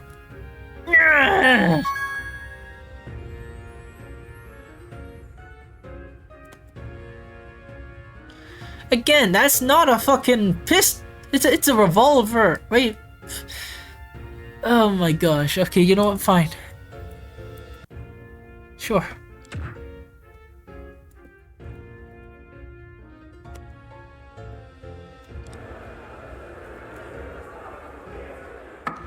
Order.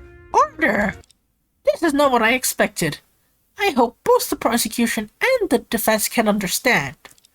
Due to the submission of new evidence, the direction of the trial will inevitably change. To allow both sides to prepare, this court will adjourn. Hold it! Your Honor, the defense requests that the witness adds this previous statement to the testimony. Luna? Huh? Our questioning isn't over yet. It's improper to adjourn just because a new piece of evidence is submitted, right? Makes sense. While submitting the evidence, the witness also described it. The defense believes it's important. Prosecution, what do you think?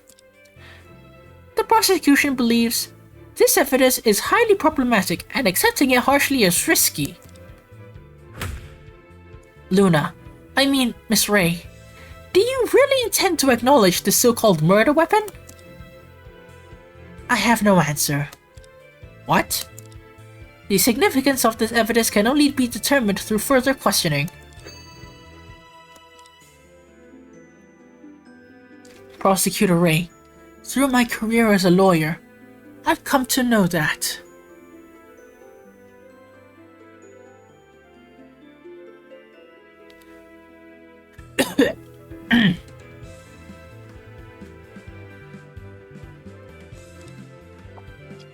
Lawyers and prosecutors are not enemies. Indeed, they stand on different sides of the legal scales. If prosecutors need to believe, you need to believe in the police investigation, believe in your own deductions about the case, and bring them to court. Oh, someone's calling. Hold on. Then lawyers need to constantly question the possible holes in the prosecution's reasonings. Something missed by the police investigation and the hidden facts. The true answer can only be revealed through the continual balancing of the scales, right? Huh. Therefore, our side cannot accept this evidence, nor can we agree with the prosecution's outright denial of it. Defining this pistol can only be done through further questioning. I hope you know what you're doing. Our side accepts the defense's proposal. Whew, this is the first time I convinced Sis. It was not easy. Well,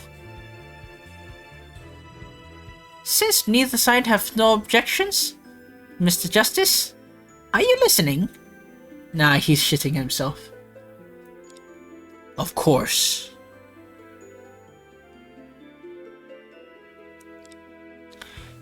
Then please comply with the defense's request and hand your previous statements to the formal testimony. As you wish. In the current judicial system, some things can't be done by prosecutors. While as a lawyer, I can make up for that. 5 years ago, I left the procuratorate, then joined Chief's office and became a lawyer. Today, as a lawyer, let me solve what prosecutors can't do in my own way.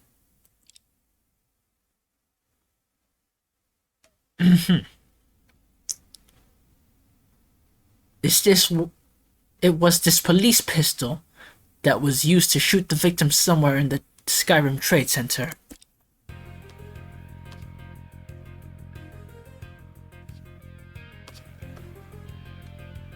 Hold it! Are you certain the murderer used his pistol to kill the victim? I don't think there's any other possibility. But according to you, You didn't witness the moment of the murder. How could you be so sure it's the murder weapon? The murderer's attire wasn't suitable for carrying a gun. I don't think he could have concealed a second weapon. You mentioned in your testimony that this is a police pistol. How do you know that? I'm not familiar with your country's police equipment models. The only reason why I claimed to be police issued is that Detective Sanford mentioned it in court yesterday.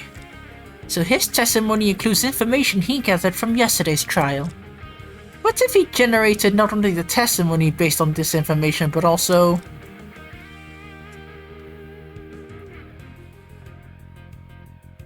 As expected from a high-ranking official, his statements are measured and emotionless, making it hard to find flaws. Nobody's perfect. Even a vice president can make mistakes. Though his psychological resilience makes it unlikely that he'll slip under pressure. He could have been prepared for everything. After all, it's been less than 2 days since the incident. I don't believe there was a shooter in black in this case.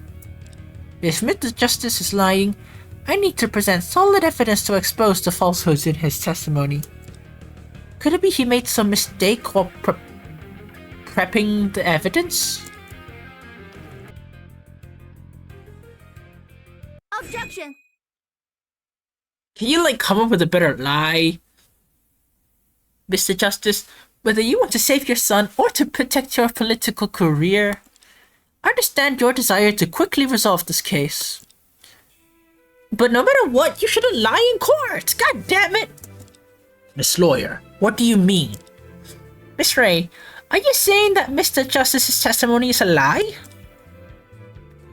Not only his recent testimony, but also the pistol he submitted as evidence and his claim for seeing a person in black.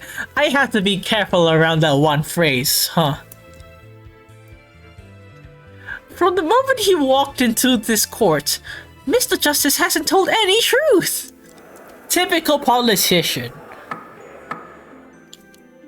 Order. Order. Defense, are you accusing this witness of perjury? He already did it once, and he's doing it again! He's doing it again! Look at this piece of evidence! This armor-piercing bullet called Snowwind, which killed Quijio, was extracted from her bulletproof vest. As you can see, the bullet's caliber is 12 millimeters. You just mentioned it was this police pistol that was used to shoot the victim. Our police force's current issue pistols have a caliber of 9mm, just like the one you submitted. How can a 9mm pistol fire a 12mm bullet? What? Order! Order! Witness, what's all this about? This is impossible. Yesterday was clearly mentioned that a police pistol was found at the crime scene and suspected to be a murder weapon. The gun I provided is a police pistol from your country. How can the specifications be different? To reduce law enforcement risks, our police force updated their guns 3 years ago. The pistol found at the crime scene, which belonged to Detective Stone, was an old model from 5 years ago. Indeed, we mentioned that the murder weapon was a police pistol yesterday. I'm afraid one of someone's subordinates passed on the wrong information, causing him to overlook the issue of the time frame. Mr. Justice, your forged evidence is quite crude. Yeah.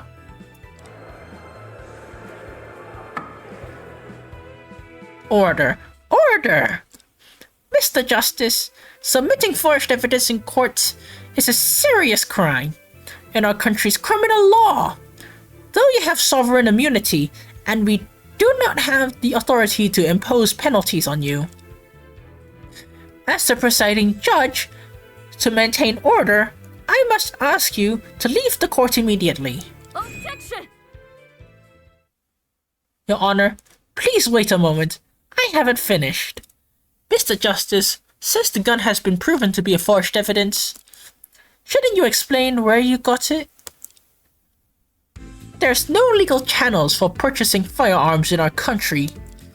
I checked overnight and found no such a pistol among the weapons you brought from Neon. Interesting. Miss Ray, are you accusing me of illegally purchasing firearms from your country? Purchasing? I think it's far more than that. Yesterday, the prosecution found a stash of illegal firearms at the stockroom of Murder Masons. This morning, the police completed an inventory and compiled a detailed list of their distribution records.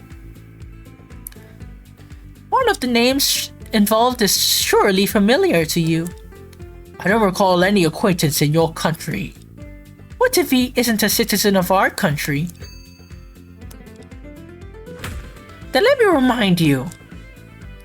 The person who illegally purchased these firearms is a citizen of Neon, Tanaka Kenji. Tanaka? Wait, Tanaka? Who's Tanaka?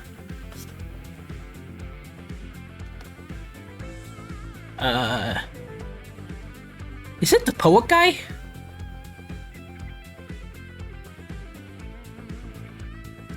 Come to think of it, where is the poet guy? Oh, it's not the poet guy. Tanaka?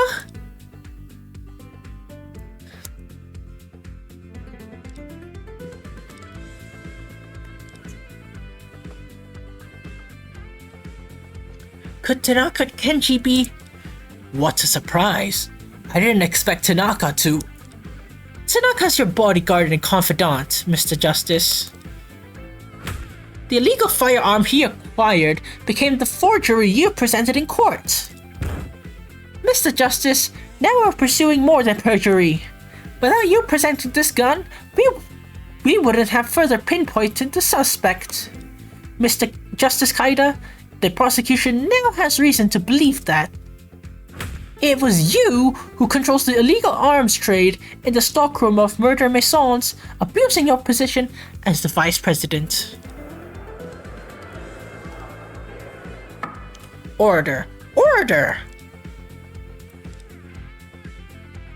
I didn't expect you to be relentless in your accusations since the beginning of the trial. Your court is truly eye-opening.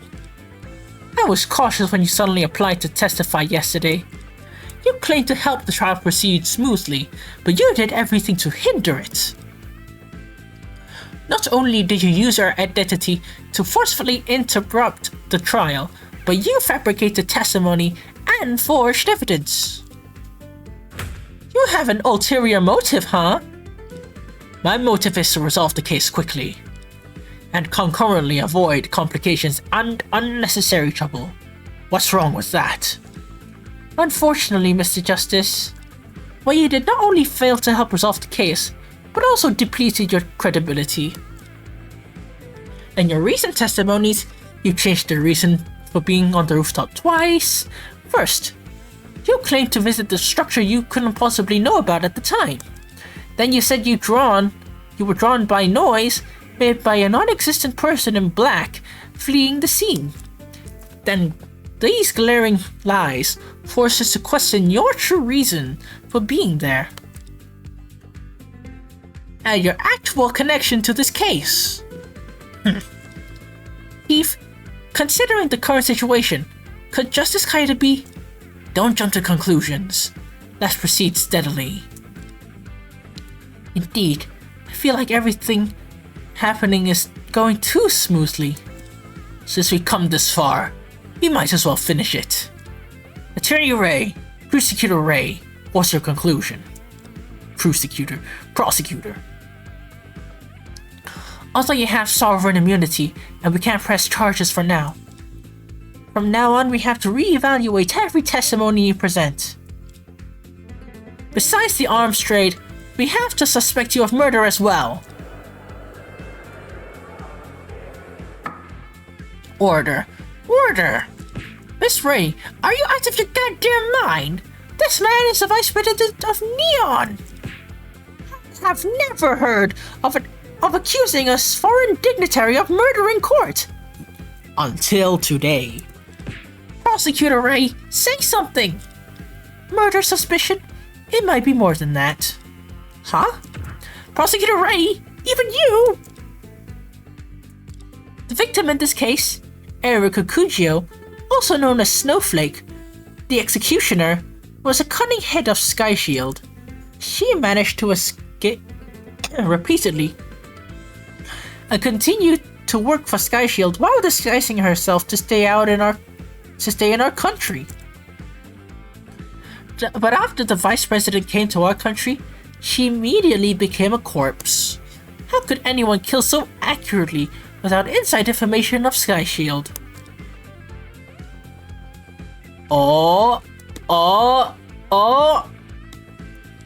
Furthermore, the ribbon-cutting ceremony at the Skyrim Trade Center was simply a business event between two countries. It's unusual for a vice president to attend such events. Are you suggesting that Mr. Justice's visit to our country has ulterior motives? Have you forgotten the incident at Foxhill Mine last year? Sky Shield provoked our police. If not for the heroic actions of the defense's assistant, who knows where we would be now? Annie.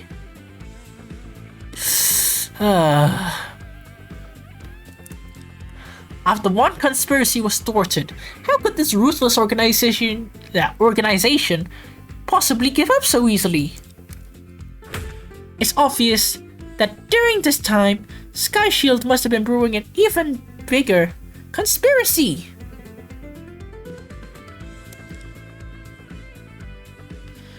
Wait, Prosecutor Ray, please calm down. The defense can't keep up. In this brutal war, I have no intention of slowing down. For anyone. Mr. Justice, Justice Kaida, even if you deny it, Erica Cugio was your adopted daughter, at least nominally. It's not surprising she would have done anything for you, and killing her would be effortless. Hahaha. Yep. He is definitely screwed.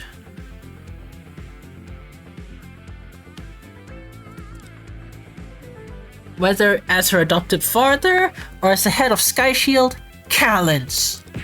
Kalends? Mr. Justice is the head of Sky Shield, Kalends? Order. Order! Prosecutor Ray, are you prepared to face the consequences of these actions? A competent prosecutor never fights an unprepared battle. All our evidence points directly to him. The identity of the Voran vice president can never allow this notorious criminal to manipulate justice. Order. Order! The supreme leader of Sky Shield, Kalends, is the vice president of Neon, Justice Kaida? I considered the possibility during my investigation, but I dare not bring such an explosive claim. I never expected the one to reveal this in court would be my sister. Sis, at this moment, which side are you really on? Justice? Not Mr. Justice, though. Anyway, Mr. Justice will certainly launch a fierce counterattack. I must support Sis no matter what.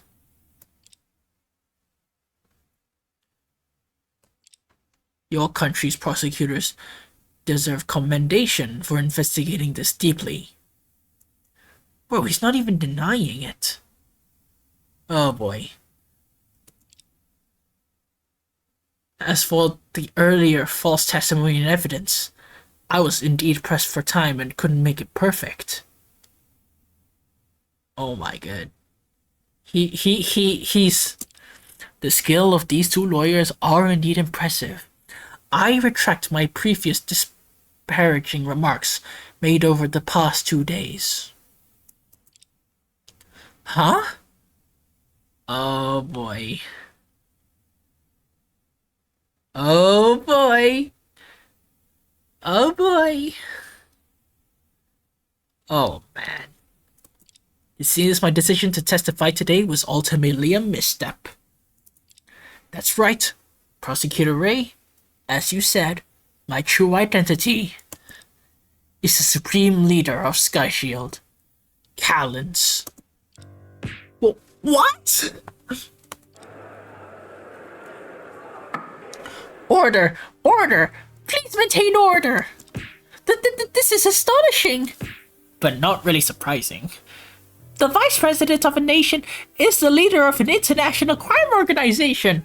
I have a very self-incriminating statement about that, which I'll say after this video. I'm not sure if I have the authority to continue this case. Hold it! Shut the fuck up, you do! Why did you admit it without any defense? Prosecutor Ray didn't even present ironclad evidence. With your omnipotent power, attitude shown these days, and your sovereign immunity, you could have easily resisted for a while, right? Ridiculous. Whether I deny or admit it is not for you, an outsider, to criticize. Sky Shield has been operating for years, with most of its heads dead. I would have been prepared. I've long been prepared for the worst.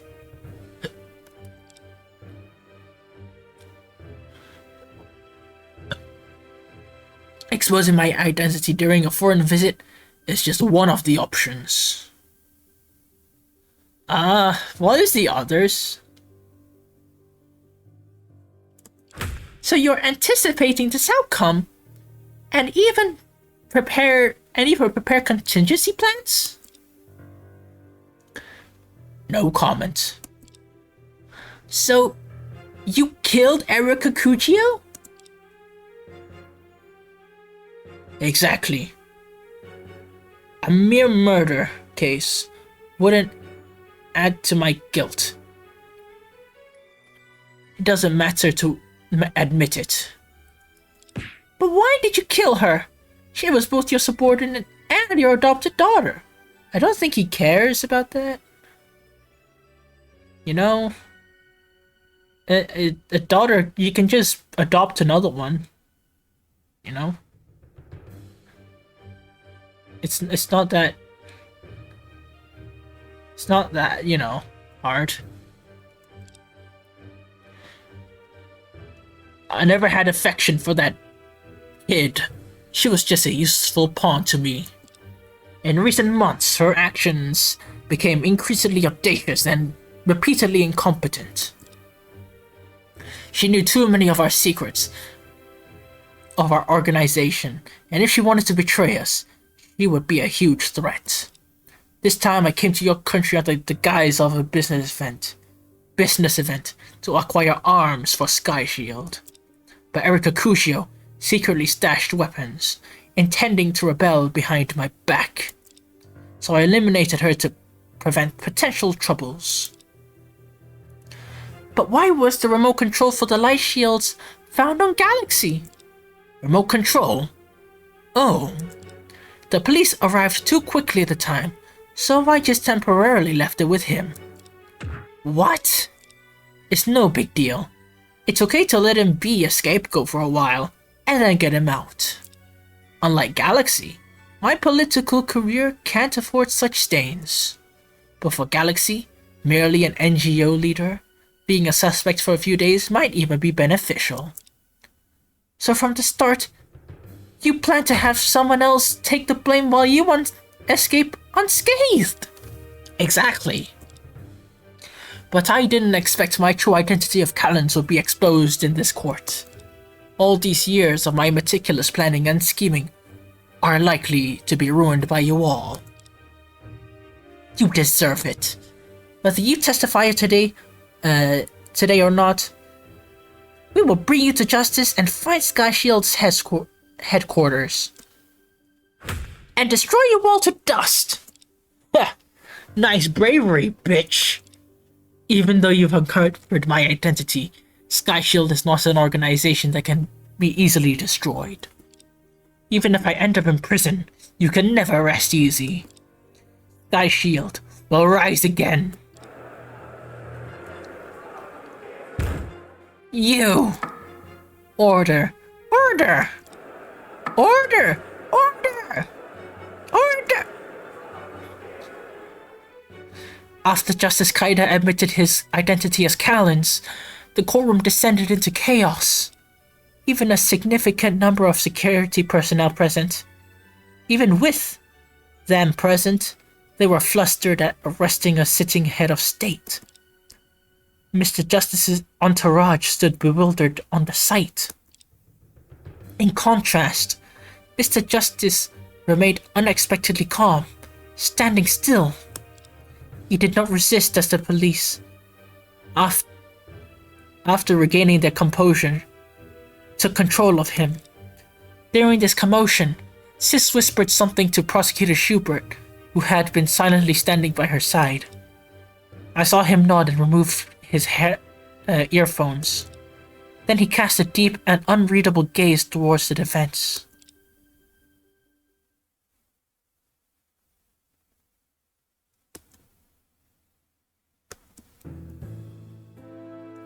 Just now, I, along with everyone present, heard an unbelievable fact. The notorious leader of Sky Shield, Kalends, is the vice president of Neon. Due to sovereign immunity, this court cannot presently indict or punish him. However, we will immediately hand him over to Neon. I have already contacted the Foreign Affairs Department. Neon has prepared his impeachment. He will lose immunity within 24 hours. Justice Kaida will ultimately pay for his actions.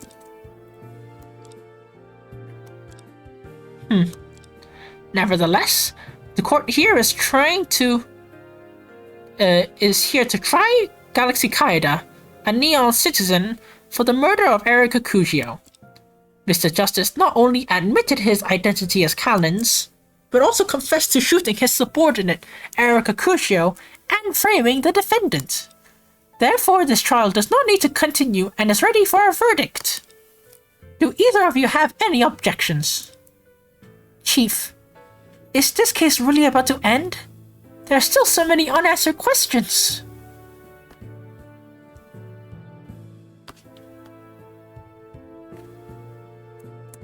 As the lawyers for Galaxy Kaida, it is our fundamental duty to safeguard our client's interests. Frankly, we have no grounds to oppose under such circumstances. Even if we have more doubts, we can ask Mr. Justice personally outside of court. Understood. Your Honor, the defense has no objections. Lucky for you, the prosecution has no objections either. In that case, I hereby deliver the verdict. The defendant, Galaxy Kaida.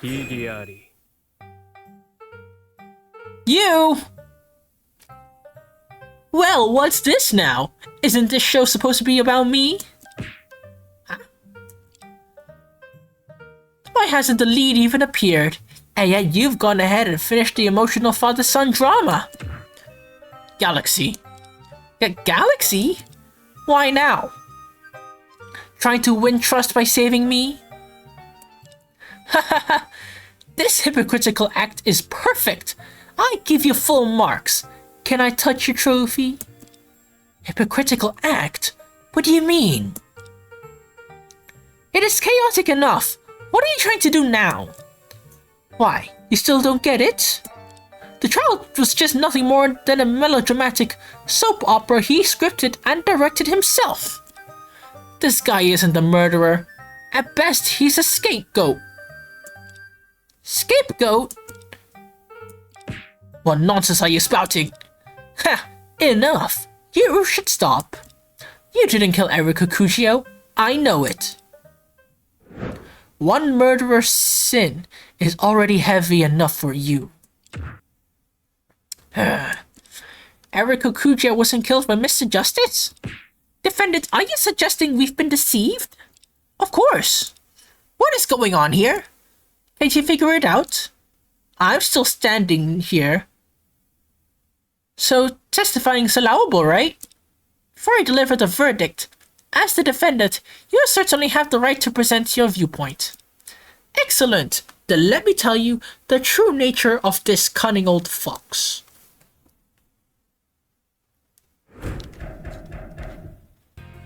Old man, are you crazy? No matter what happens to me, it's none of your business. You're indeed the murderer, but the victim of this case was not killed by you. Both you and I are well aware of that. The location where Erica died was on the 101st floor of the building, and you never went there. As for you claiming to be the leader of Sky Shield, that's more absurd. If you insist on identifying yourself as Kalends, then show more evidence to prove it. What is going on? What does the defendant mean that everything Mr. Justice said was a lie? Not only is he not the murderer of Kujo, but he is also not the leader of Sky Shield Kalends? Order! Order! Is this the bitter scheme of father and son protecting each other? What a farce! Galaxy, I also believe that there is more to this case, but as your lawyer, we must prioritize your best interests. The judge was about to announce your acquittal. Even so, do you still want to make the statement? Doesn't matter. Even if I were sentenced to death by dismemberment, I would never expect help from such a person. To be saved by these hands stained with my mother's blood is worse than death. Since this is the client's wish, we are justified in continuing to pursue the truth. Understand.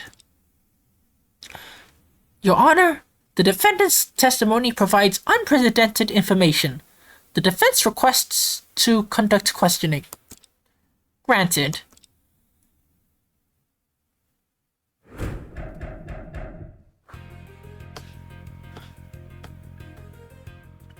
Hold it!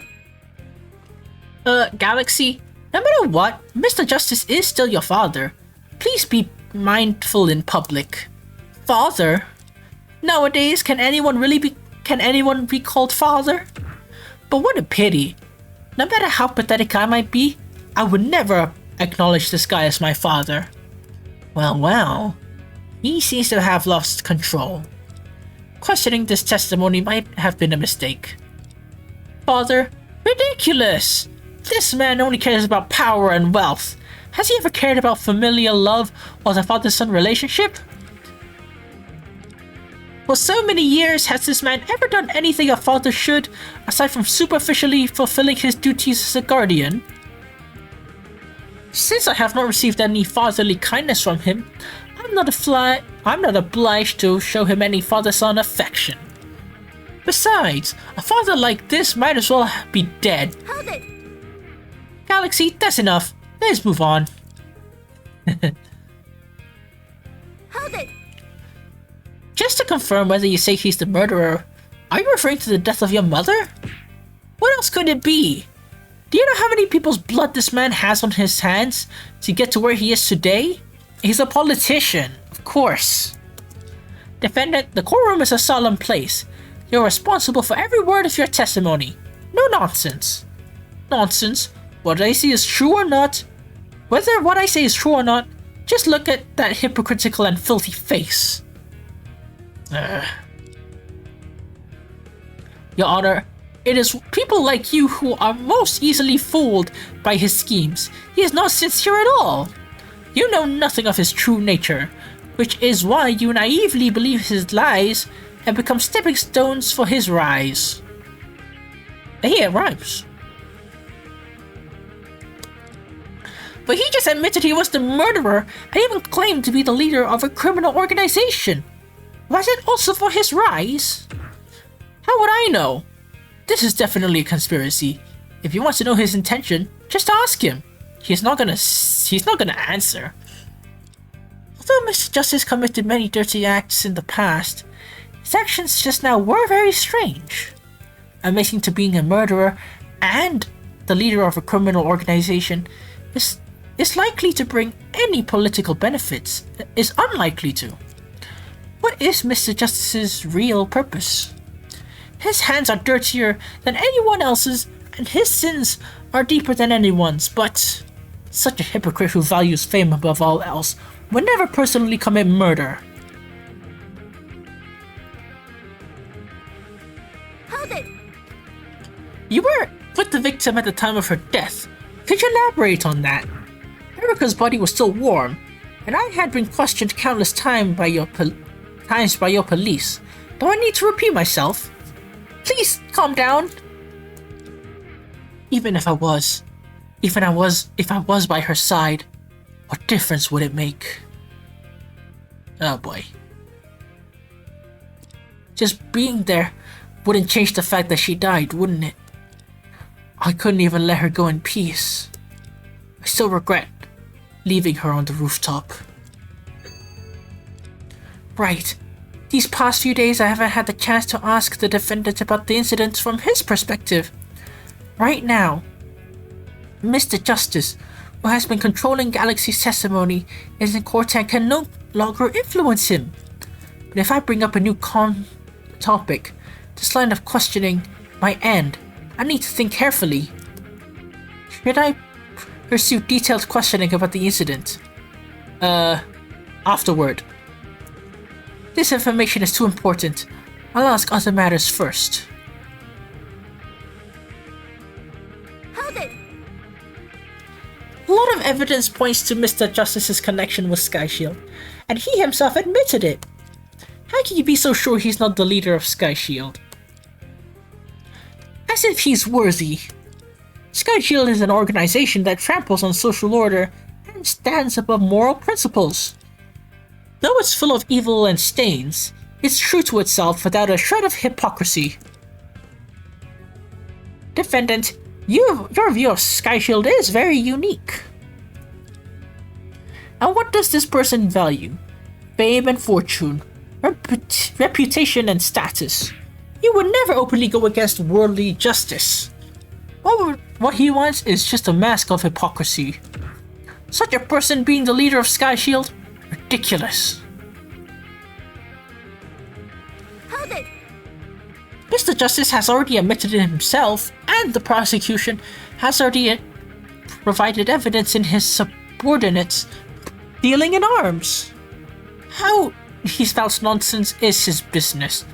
I know better than anyone that he's a compulsive liar. As for his confidants, they might have been bribed by others. Objection! As the head of state, what would he gain from lying about such a life and death matter? His recent speech was quickly spread worldwide through the media. Even if he isn't Kalends, his reputation will be ruined overnight. That contradicts your previous claim. Ha ha ha! Ask him about that. Maybe it's to show himself as such a great father saving his child, or perhaps it's some brilliant scheme. Who knows what he's plotting? He's someone who would joke about the lives of his loved ones for his support rate. But old man, you played it big today. Reap what you sow. If you end up in jail, there won't be anyone to take the bullet for you this time.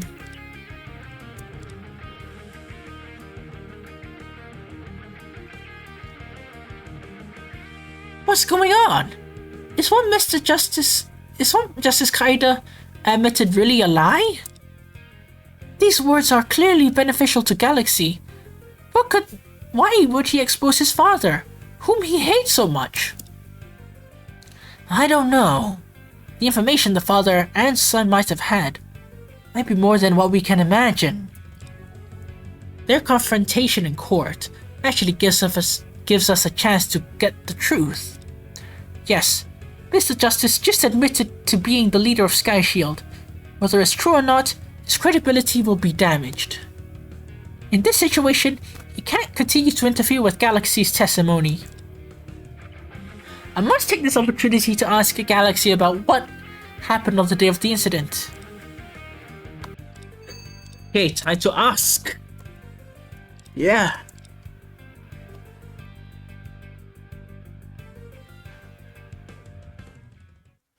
Galaxy, you just said you regretted putting her on the rooftop, which is equivalent to admitting you moved the body. It was seen by others, so it's not up to me to admit. Then, why do you regret putting her there? Who knew there was some weird circular ring on the rooftop? If the cables hadn't just happened to wrap around her arms, her body might be completely unrecognizable now. So the cables weren't wrapped by you? Me? Why would I? Oh, I get it now. So that's what happened. You're awfully... What do you mean? Don't be ridiculous. Huh? What did you figure out? Who are you talking to? Erica, my sister, my only relative in this world. Sure. I was right by her side, watching her life slip away bit by bit, unable to do anything. I held her hand until her voice stopped, her eyes closed, and her body went completely cold. Galaxy, please calm down. I was powerless to save her, but I will not allow anyone to insult and exploit her death. I will never allow it. Never! Never! So noisy. This is the most grating noise I've heard in my career. What did you say? Defendant, this is the courtroom where you are being tried for the alleged murder of Erica Kujio. Your family feud with Mr. Justice is just unregulated noise that you can settle outside the court. Huh? You have been insisting that Mr. Justice's claim of being the leader of Sky Shield, Kalends, is a lie. Then why do you assert that Justice Kaida is not Kalends?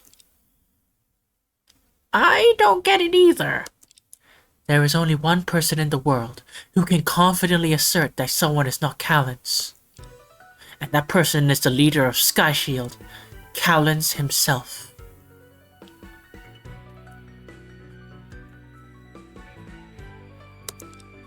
Is that right, Galaxy Kaida? Huh? Prosecutor Schubert? If you have something to say, just say it. What's the point of insinuating? I don't need to insinuate. The truth is already clear enough. Although Justice Kaida just admitted to being Kalends, all the conditions that point to him being Kalends also apply to you.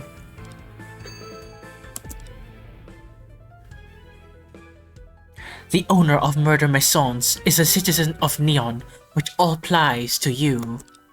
Erica Kujio had a reason to risk her life for you, which applies to you. Shortly after arriving in our country, Kujio was killed, which applies to you. When Kujio died, you were at the scene, which also applies to you. Moreover, Erica Kujio has a much deeper relationship with you than with Justice Kaida. Yeah, deep. Okay. Step siblings. Nah, I'm just joking. Mostly. Mr. Justice, as a public figure, has his private life constantly exposed to the sunlight. Even so, the media in your country has never reported that he had an adopted daughter, indicating how little contact they had. But it's totally different for you, as you are not a top public figure. As for Mr. Justice's confidants, they were likely bought off by you from the beginning. So it is you who is more likely to be Kalends. Prosecutor, as you said, both that person and I meet the basic conditions. But from your tone, you quite You seem quite certain that I am the one you're looking for. May I ask what evidence you have? Although I am the chairman of Friends of the Environment, it is ultimately just an NGO focusing on environmental issues. Politically, I have always been powerless. Economically, I am merely well off, sure, with your small loan of $1 million. Would such a person be noticed by an international crime organization and even become their leader? We have speculated on the reasons why SkyShield chose you, but we cannot prove it. However, your close contact with SkyShield is an undeniable fact. What? 5 years ago, right in this court, just a few minutes before incident number 761, the news of your kidnapping by SkyShield was delivered to the court that was trying Sans English's murder case. Because of you, the trial of the high-ranking head of SkyShield had to be halted. So what? In that incident, I was the victim, right? Left alone in a dark mine, tied up so tightly I can't move. Not to mention there was a bomb next to me that could explode at any moment. When your country's detectives came to rescue me, I was so touched that I wanted to serve them spaghetti. Why spaghetti? In such a miserable situation, how do you think I could have done anything? Are you referring to the rope tied with a slip knot, or the bomb that wouldn't explode at all? With these toys accompanying you, you were indeed quite miserable. Even after 5 years, the evidence from that time still lies quietly at the bottom of the mine. Seeing these, I can't help but wonder, since when did SkyShield become so merciful? If you didn't have a direct connection with SkyShield, how could you receive such treatment? Those things, why are they still there? After the kidnapping 5 years ago, that mine was originally abandoned and sealed off. If it weren't for a businessman named Cash McCon who bought it and turned it into a mine park, those two pieces would have remained buried in the darkness forever underground, along with the truth. McCon, that's 5 years ago. You and Kujio coordinated inside and outside the courtroom to stage a grand rescue of a head of SkyShield. Now, you, father and son, are here disrupting the court again. What tricks are you planning this time? Wait a minute. Are you saying the kidnapping of Galaxy by SkyShield back then was just an elaborate ruse to rescue Sans English? What? Wasn't that obvious? I feel like that was obvious.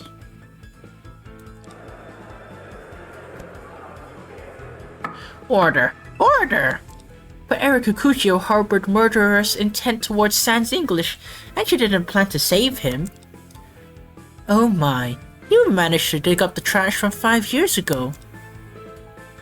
It seems Prosecutor Schubert Jr. is very dedicated to the case. You're the GOAT.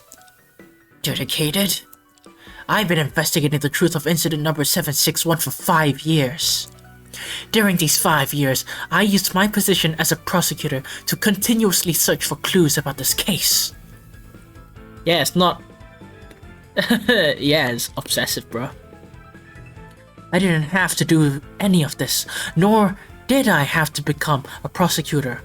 Music suits me better than boring legal texts. But after incident number 761, news of my father's death came. Becoming a prosecutor was the only path left for me. Music has rhythm, but it can only lament powerless sorrow. The law, though tasteless, has become a sword of revenge. The efforts I've made to uncover the truth behind my father's death cannot be described by merely being dedicated. I cannot agree with this guy choosing this profession for such personal reasons, but his persistence and efforts are no less than anyone else in his cohort at the Procuratorate. I have also been investigating cases related to Sky Shield for many years. Today, we must settle this once and for all. Prosecutor Schubert. During this time, I would occasionally run into Prosecutor Schubert in the court's archive room. Like us, he probably never gave up investigating incident number 761 for the past 5 years. Is that so? The case from 5 years ago has had an immeasurable impact on both us and Prosecutor Schubert. To this day, that tragedy still influences our every move, intertwining our destinies. And now, all those lives' paths were rewritten by that case have gathered here. Me, Chief, Prosecutor Schubert, Detective Sanford, and the chip left by Annie. Why'd you have to bring that up? If one of the Kaida father and son is indeed the leader of Sky Shield, Kalends, then at this moment, all the relevant people are already here. In this world, no melody can go on forever. Even if you played your tune soothly for 5 years, the strings carrying your crimes will be severed by the blade of justice. Your days of evading the law end today. Galaxy Kaida, the prosecution maintains that you are the murderer of Erika Kujio.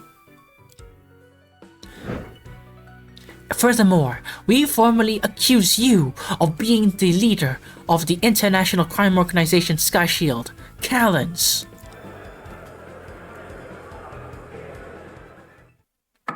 Order! Order! Oh boy. Oh boy.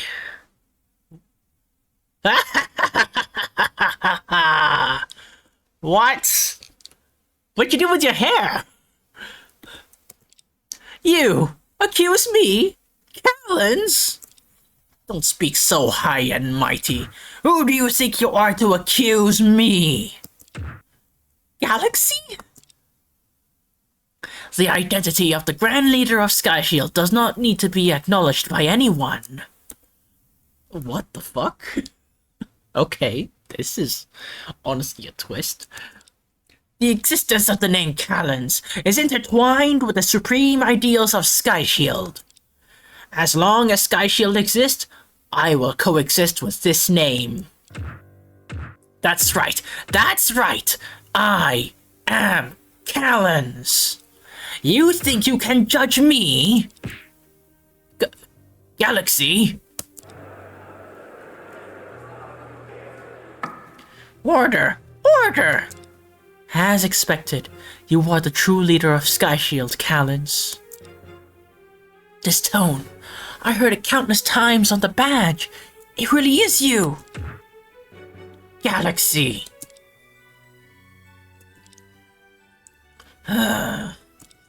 For 5 years, we've been blindly pursuing the truth, lost in the darkness, and suddenly we reached the end. Bayleaf, keep a close watch on the defendant. Detective Sanford, have the special police surround the court. Galaxy's confession to being Kalends caused an even bigger stir than Mr. Justice.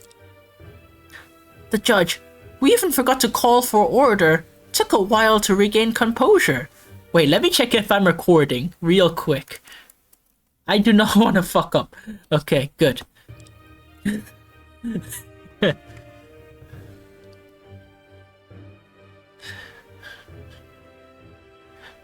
Detective Sanford led the special police who have been lying in wait outside to seal off every exit of the court. Faced with such an overwhelming police presence, Even an army won't be able to rescue Galaxy. This uncontrollable commotion was finally subdued with the cooperation of all parties. However, the turmoil in people's hearts could not be calmed. Are you really the leader of Sky Shield, Kalends? Old man, how many times do I have to say it? Is your brain growing in your beard? Probably. This is truly unbelievable. The defendant in this case, the son of our vice president, is actually the leader of Sky Shield? Blame yourself for being blind. Is that the badge? And those two lawyers over there, paying you to defend me was a waste. I should have fed the money to dogs instead. You did so many self-incriminating shit. We can only do so much, okay? At least dogs won't bite the hand that feeds them. What? Well, Galaxy, that's not very nice. This is your way of repaying me for taking care of you all these years? Heh, Mr. Drake, you almost made me laugh. Have you ever stopped investigating Sky Shield all these years? Every time you visited Neon, you made sure to meet me, your old friend. You must have suspected something long ago. Maybe. Who knows? If this relentless pursuit counts as taking care, I really don't know how to repay you. How can you speak like that? Stupid girl. You make me look bad. Did I ask for your opinion? Did I ask for your opinion?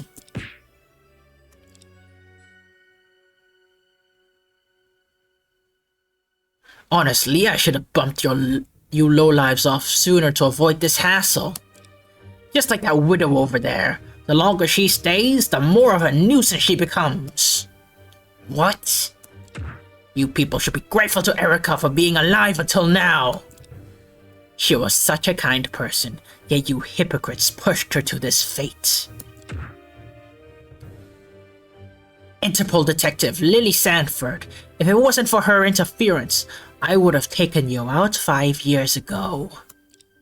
Oh, such petty provocations won't get to me. After all, you won't be leaving this court unscathed today, will you? Oh, really? Oh my, I'm so scared. Should I express the respect of the hundreds of Sky Shield members lurking nearby? Stop bluffing. I investigated Unity Avenue 1,000 times. Even if you did arrange for hundreds of people, there are 2,000 SWAT officers watching you right now. Oh, is that so? Don't worry, Sky Shield never relies on numbers. Skill is far more important than brute force. Maybe I've already sent a few people to take care of your precious son.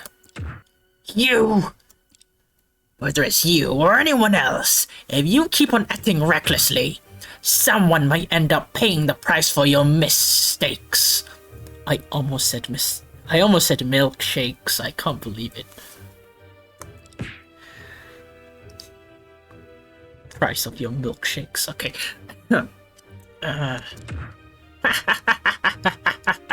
Look! What a beautiful face of a hypocrite! Everyone here, take out a mirror and see for yourselves what a bunch of disgusting hypocritical faces. You all sit here pretending to be righteous, but in reality, aren't you all harboring ulterior motives? Under the banner of justice, you only act to satisfy your own selfish desires. Avenging, profiteering, and spectators, that's all you are. And in the end, when your own safety is threatened, who still cares about justice or retribution? That's right, That's what you are. It's hypocrites like you who formed this decayed society. We live in a society where hypocritical people create seemingly just laws, wielding guns granted by justice to burn, kill, and loot. The cunning exploit every loophole. The cunning exploit every loophole, killing as they please without ever bearing the weight of their crimes. Why? Why? Why must the good die? Why can't those blood-stained scumbags continue to live in this world? Quadrant, that old monster with countless noble ideas, held thoughts that were decades ahead of you fools! Yet due to the potential military risk of his robots, he was imprisoned by you and forced to conduct meaningless research. Hand was born in the Golden Triangle. His parents were nobodies in a drug gang, yet brutally murdered by the local police. Drug dealing isn't good, but in that environment, did you ever give him another choice? Did he deserve to die? And Professor Cerberus, who served in the military for decades, did so many dirty jobs for governments and organizations. In the end, he was hunted by his employers, forced to flee and hide, only to die by your hands. Some people never receive mercy from the world, so we unite under the name of the sky, using the shield to protect ourselves. I mean, that's a pretty good analogy. I'm gonna give you that. If they were considered heinous criminals in the eyes of ordinary people, I'll accept that. But Snowflake, Erica, what wrong did she commit? I never imagined that someone as kind as Erica would be driven to her death by you. If the world itself is hypocritical, then I will destroy it. Even if the world chooses to become my enemy. Oh, even if it means going against the entire world, I will find Erica's murderer and tear them apart.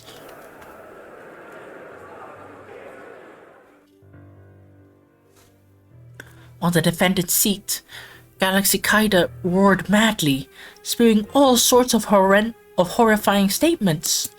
But in the courtroom, no one could truly comprehend the actual meaning of his frenzied outbursts. To the audience here, he was nothing more than a heinous criminal, nearly insane. It seems that sentencing this man had become a common wish.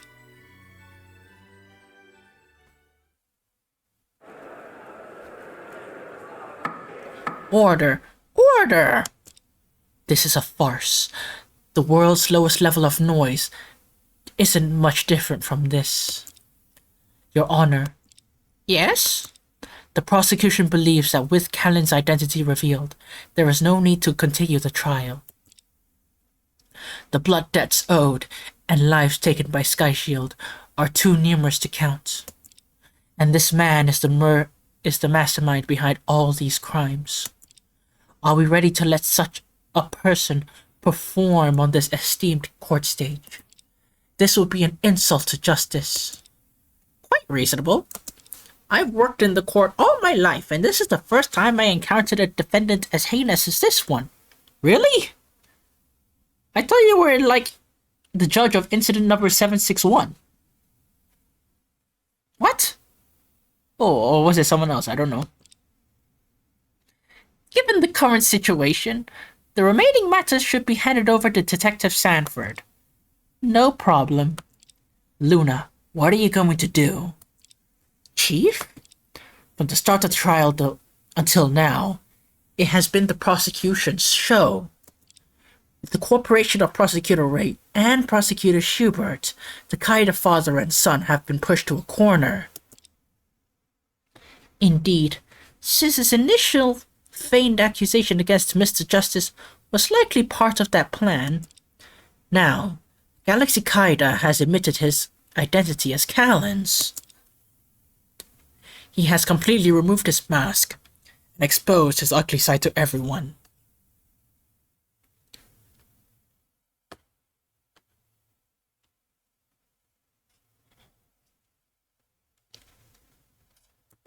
Oops. Do you still intend to defend him? He may be vile, but he doesn't seem like the one who killed Kujio. That's right. But even if you continue, you won't gain anything from Sky Shield. After that, he's already a guilty man. Whether you succeed in defending him or not, he's still facing heavy punishment. As usual, a transnational criminal like him is likely to be extradited into an international court for trial. Even if you win the case, it will be meaningless, and the promised legal fees will never be paid. Scammer. Moreover, defending such a public enemy might even bring trouble upon yourself. So I'll ask again, Luna, what are you going to do? Will you continue to defend him? The current situation is quite clear. Our client, Galaxy Kaida, might indeed be an unforgivable man. As a lawyer, is it really necessary to defend him? Even so, there are still many unrevealed truths in this case. And look at Galaxy. Perhaps everything he said before was a lie. But his feelings for Kujio don't seem to be faked. Even though the entire courtroom wants him to be immediately convicted, can we really ignore the doubts in this case and just go with the flow of the prosecution? Is this the whole truth? What is this case truly judging? I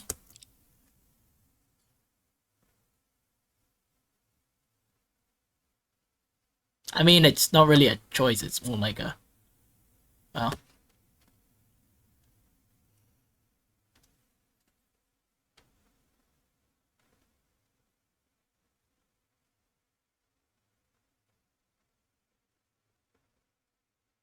I don't know, man. I don't know. Chief, 5 years ago, I never understood why you stood against everyone.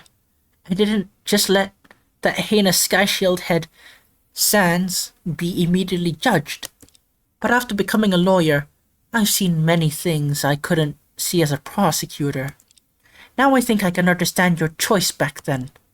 In fact, when you asked that question, countless thoughts surged through my mind. But every thought leads to the same conclusion. From the moment I stepped into this courtroom, there was no other option. If the prosecutor's duty is to ensure every guilty person is punished, then the lawyer's duty is to ensure every innocent person is not wronged. I have defended many clients, some of whom were my closest friends, while others complete strangers. To be honest, it's a bit weird if you defend your closest friends. The reason I stand in court and fight for them till the end is not because I trust them deeply, but because I really realized during my investigation that they might not be the culprits. Even if Galaxy is drenched in blood, I believe there is a possibility of his innocence in this case. If someone can step forward to prove such a possibility, then our law is complete. How many crimes Kalends has committed and the punishment he deserves are concerns for Sis and Prosecutor Schubert. My responsibility is only to prove that the individual Galaxy Kaida did not commit the crime of killing Erika Kujio. What a bold choice. Then, the road ahead will be tough. Our battle has just begun. Are you ready for the next battle? Battle. Of course. If Mr. Schubert's spirit is watching over me, would he be angry that I'm defending this person? Probably. Yeah, at least this Prosecutor Schubert Jr. would resent me for making that decision. But even so, this is my choice. Then I'll be taking the defendant away. Hold it! Oh, it's you again, sweetie. Do you have any more questions? I have quite a bit to discuss with this guy. The trial isn't over yet. The defense believes that the defendant cannot leave the court until the truth of this case is clarified. Oh, that's not going to be easy. To prosecutors, the defense disagrees with the defendant leaving the court. I don't have the authority to forcefully remove him. What are you going to do? You still have something to say? Then I'll take that as your agreement to let him stay here. Galaxy? Huh? What do you still have? What? Do you still have something to say? You're not going to complain about me deceiving you, are you? I'm not going to apologize. No. He's just like, huh? Galaxy, you didn't kill Erika Kujio, did you? What? I don't think you had any reason to lie about this. But given that you seriously deceived us before, I need to confirm this with you again. Galaxy, you indeed didn't kill Erika Kujio, did you? This person just admitted that he is Kalends.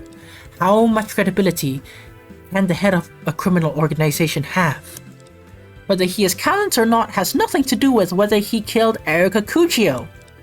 As a lawyer, I only know that the truth of this case has not yet been revealed.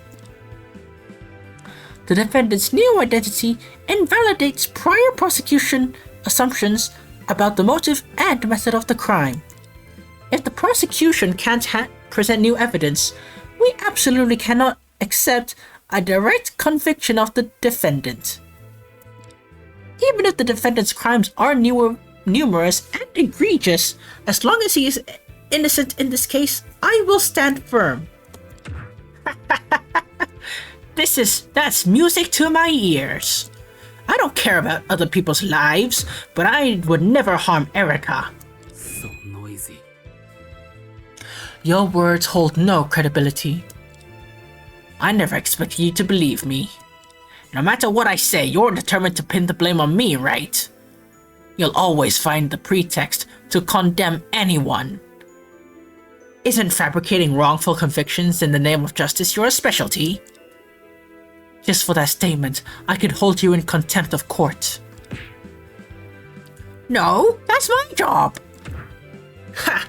Go ahead. You're already planning to convict me of worse crimes, so why not add contempt to court? Why not add contempt of court? This little court means nothing to me. I don't care about your not guilty verdict. No matter what, you just want to convict me, right? Then do it! Come on! But you better be careful. One day, Sky Shield will grind every one of you to dust. Order! Order! Your Honor, did you hear that? This man admitted to his crimes and openly threatened our safety in court. Yes, I never encountered such an audacious defendant before. Okay. What about 761? Oh, it's raining. This court must severely punish him to console the innocent lives he has taken. Your Honor, let's not waste any more time. Please use your gavel to strike the final note. Although that sounds a bit odd, I agree with Prosecutor Schubert. Since the defendant has given up his defense, this court sees no reason to continue the trial. Now, this court hereby pronounces the verdict. The defendant in this case, Galaxy Kaida. Objection! The defense does not give up defending. Oh? You again? What's wrong with you? I am the defendant, right? If you really want to defend, go to kill someone and defend yourself. Galaxy, we can't give up yet. Are you insane? Whether I give up or not is none of your business. You are afraid that I won't pay, or you want to maintain some ridiculous undefeated record? It has nothing to do with that. I just believe that you didn't kill Kujio, and you shouldn't bear the guilt for it. Stupid girl. Have you ever understood the situation now? Have you even understood the situation now? I'm Kalends. Even if I kill one more person, my guilt wouldn't be any heavier. Got it? The life of an innocent civilian may be just a cold number to you, but Erika Kuchio should be someone different, right? The murderer of your most important adopted sister, Erika Kuchio. Even if the law can't impose a heavier punishment on you, Galaxy, did your own conscience bear it? I thought you were gonna say something else. Are you trying to play me? Conscious? I know I didn't kill Erika, and that's enough. So you're just going to let the true murderer of her go unpunished? What did you say? Galaxy, it's actually you who hasn't understood the situation. Do you realize that you are making yourself the scapegoat for the real murderer of Kuchio? Gotcha right in the Kuchio button. Who said I will not allow anyone to insult and exploit her death? Are you planning to break your promise after what? Only after a short while? Galaxy, I really want to say I understand your feelings and want to stand in your position to encourage you to persevere. But the truth is, I don't understand your feelings or your position. I also have a sister. She is someone more important than my life. So no matter what, I can't understand why you would casually give up. She must be cheering in her heart. She must be like,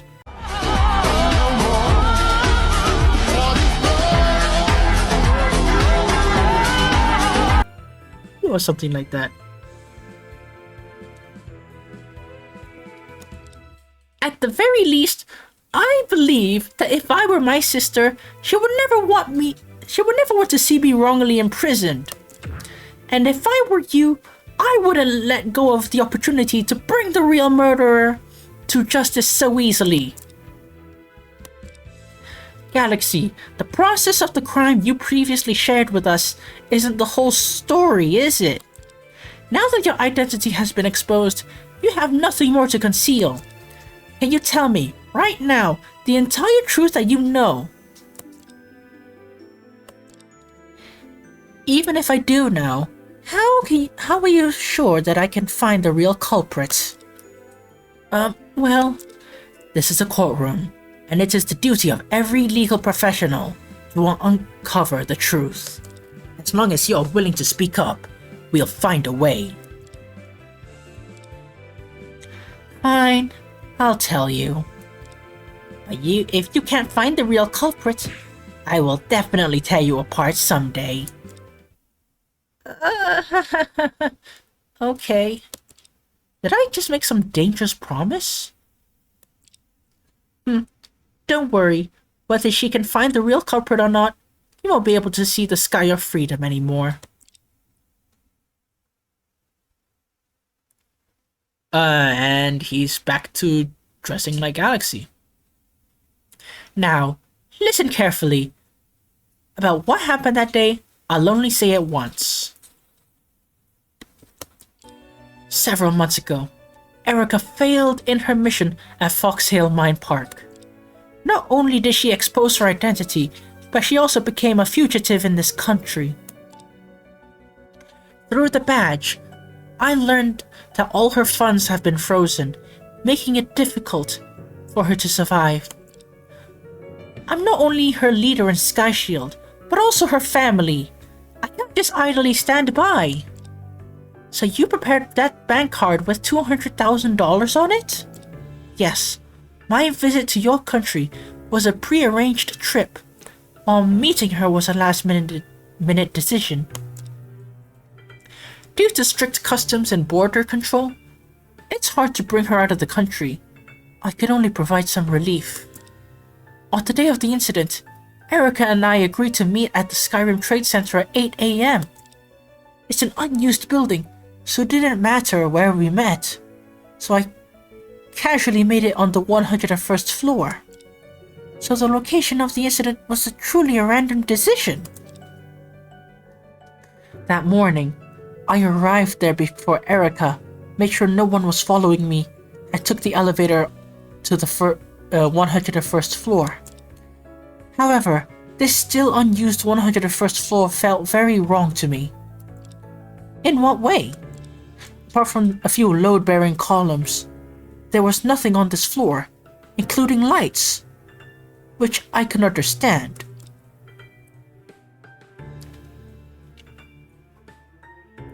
But for some unknown reason, all the windows on this floor were covered with light shields, making it pitch black inside. I tried to get used to the dimness when I accidentally kicked something on the floor. I looked down and found a pistol right in front of the elevator door. It's probably the old-fashioned police pistol, I'm afraid. Yes, it is. After making sure there was no ambush around, I picked up the pistol. Then I noticed there was a note underneath. It says in large letters, "Today, Sky Shields shall perish here." What? Though unbelievable, I immediately realized that I had fallen into an ambush. The best course of action at this moment was to leave there immediately, but I couldn't do that because Erica hadn't arrived yet. She was still unaware that the 101st floor had been a trap. I couldn't let her walk into the enemy's snare unknowingly. I scanned the area, but found no hiding place for the opponent. I kept my finger on the trigger, ready to adapt to the situation. I found a pillar as cover. I kept my eye on the elevator indicator light. I don't know how long I waited in the darkness, but finally the elevator opened and Erica walked out. "Erica! Don't come out! Go back!" "What? There's an ambush! Run!" I shouted loudly, urging her to leave that place, but the situation caught her off guard.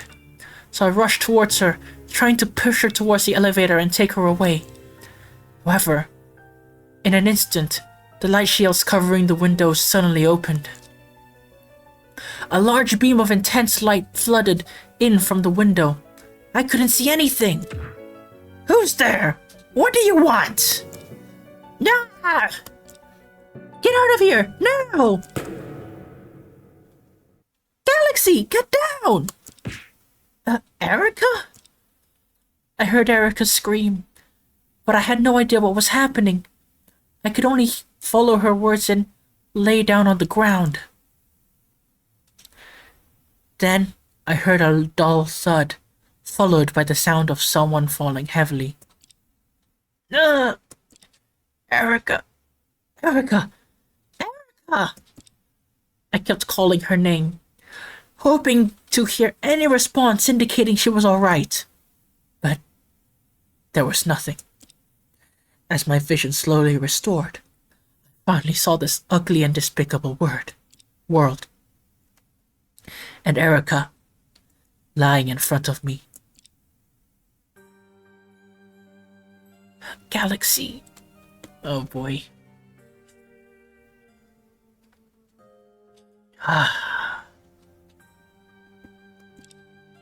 Don't speak. I'll carry you down. We'll find a doctor. Everything will be fine. No. What do you mean by no? Pull yourself together. Erica. Erica. It's okay. Galaxy. I'm sorry. All these years, I've only wanted to fulfill her final wish, to guide you onto the right path. But you strayed further into the path of evil, and all I could do was try my best to lessen your sins. Stop talking. I know that. You didn't want me to kill, to stain my hands with blood.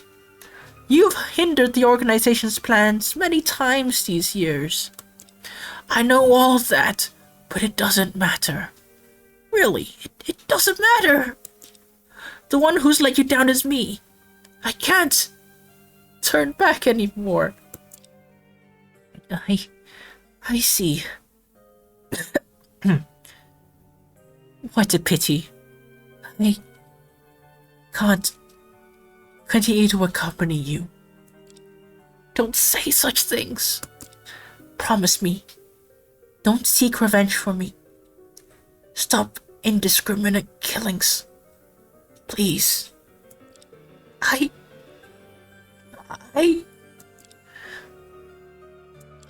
Alright. I promise you. I won't commit any more senseless killings. But forgive me.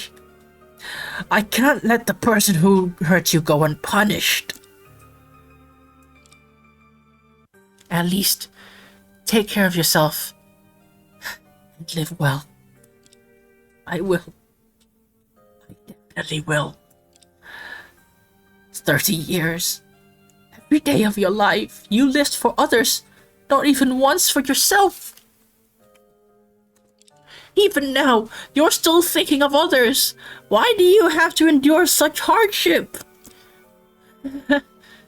Who knows? Maybe this is my destiny. Do me a favor. Apologize to Cash for me. I will. And one more small thing. What is it? I'll definitely fulfill it for you. Erica? Erica? Erica? Say something! Stay with me! Erica! Why? Why? Oh boy. What Kuja wanted to say before she passed away was probably about asking Galaxy to arrange a part-time job for Moody Beans. I hate to admit it, but as Galaxy said, she was always thinking about others until the end. I have experienced profound despair twice in my life. The first time was that my mother was killed in senseless politics when I was 19 years old. Since then, I lost hope in society and became determined to cleanse this ugly and despicable world. And the second time, it was Erica. When Erica also left me, I no longer knew what I could hold on to. Whether it's the lives of others or mine, what is not tainted in this world. Without Erica, what difference is there between me and those cold parasites who only seek power and gain? I aimed the pistol at my temple, wanting to leave this filthy world permanently. But... promise me. At least... oh. I cannot let Erica's final wish go unfulfilled. Even if it was dirty, I must live in this world. Even if I become like the person I hate the most, with hands stained with the blood of my beloved, I still must live in this world. She is dead because of me. It's me who killed her. I killed Erica. While recounting the memories, Galaxy showed an unprecedented weakness. For a moment, he didn't seem like a leader of an international criminal organization, but an ordinary man who lost his beloved. However, it is just a fleeting illusion of mine. Erica told me to live on. Regardless, I cannot arouse the attention of the police, and I didn't want Erica's body to fall into their hands. So I plan to tidy up the scene before the speech begins, to hide Erica. Later, after the speech, I would arrange for someone to take her home. Although I usually don't personally handle the operations of Sky Shield, I do have some experience in covering up. I quickly cleaned up the scene and decided to temporarily hide Erica on the rooftop. At the time, I noticed a small hole on the floor-to-floor ceiling windows. Floor-to-ceiling windows. A bullet hole, clearly. He's referring to the circular cavity we found on the 101st floor, right? Carefully checked the other windows, but didn't find any other bullet holes. Erica disliked firearms. She wouldn't use guns, let alone carry one. That bullet hole was probably the result of the shot I fired when I couldn't see anything. Once I suspected, could there be only the two of us in this building? Could it be actually me who fired the bullet that took Erica's life? But this bullet hole proves otherwise. This bullet that killed Erica was still in her broken bulletproof vest. It couldn't have been shot outside the window. Since there were 2 bullets fired on this floor, there must have been more than just the 2 of us. An unseen enemy was hiding somewhere. The murderer of Erica. You believe there's another person in that floor? After cleaning up the scene, I made sure there was no blood left and took the elevator to the rooftop with Erica. The rooftop was locked with an iron gate. I pulled out the pistol and tried to break the lock. I fired a shot at it, but strangely enough, the lock remained intact. So that's what caused the gunpowder reaction near the rooftop door. But that lock is very ordinary and should have withstood a gunshot. Why did it remain intact? I wanted to fire another shot, only to find the magazine was empty. In the end, I had to spend some time using my body to break the door. Accidentally, President Gu witnessed it when he arrived on the rooftop via the elevator. I placed Erica in a recess on the rooftop and stuffed the pistol inside her clothes. Then I left the rooftop, joined the ceremony, and began my speech, pretending that nothing had happened. You know what happened after? Just as my speech was halfway, Erica appeared in front of everyone in that position. At that time, you were unaware that the circular ring was slowly rotating, and you didn't tie the cables. So you didn't anticipate the victim's body would suddenly fall in that manner. If I had known that, I would have never taken her there. Let me organize my thoughts. If you only fired a shot into the glass, you couldn't be the killer of Erica Kujio. So noisy. The defendant fired the shot into the glass. In fact, the defendant himself doesn't even know if that shot hit. The defendant's confession consisted solely of known information, with no evidence proving his innocence. And the defendant just admitted that the meeting point between him and the victim, the 101st floor, was a last-minute decision. It's extremely unlikely to be predicted, let alone set up light shields and a gun in advance. Well, Prosecutor Schubert is right. This testimony is too weak. Whether you believe it or not, that's the truth. I don't know how that bastard got the information. Maybe from pure luck. All I know is that Erica died in front of me.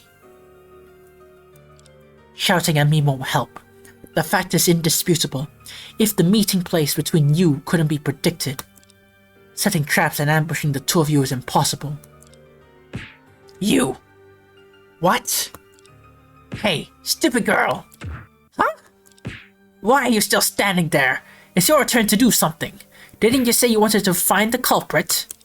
I did, but the meeting was random. How could it be predicted?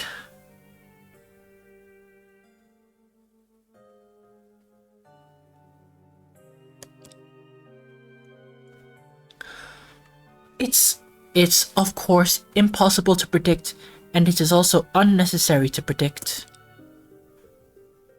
The one explanation is that the person who made the last-minute decision is the culprit who shot Erica Kujio.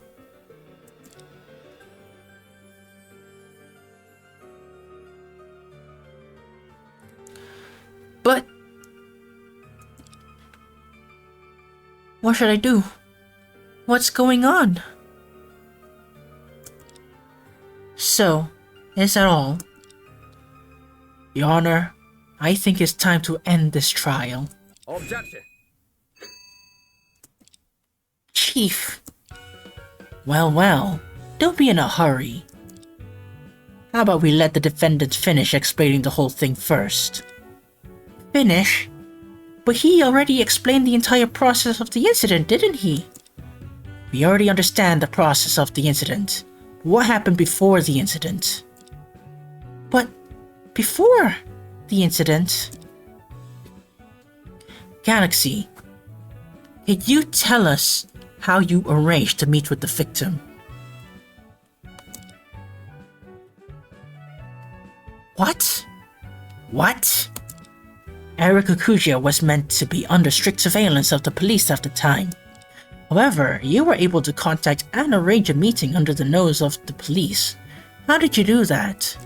A completely random meeting was prearranged with traps. Don't you find it strange? I don't believe anyone could coincidentally guess which floor you were going to. If this information was leaked, the only opportunity would be when you arranged the meeting.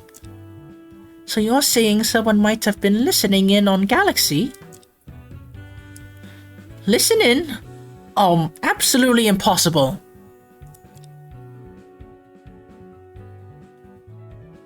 I've been running the organization for so many years. How could I not be prepared for such a simple trick? My room was filled with shielding devices. When I talked to Erika, no one was allowed near me. Don't be so confident. Even the best laid plans could be blown away by a gust of wind. Galaxy, please listen to Chief's advice and testify again on how the two of you arranged the meeting at the time. I don't think it'll change anything, but if you insist, I will.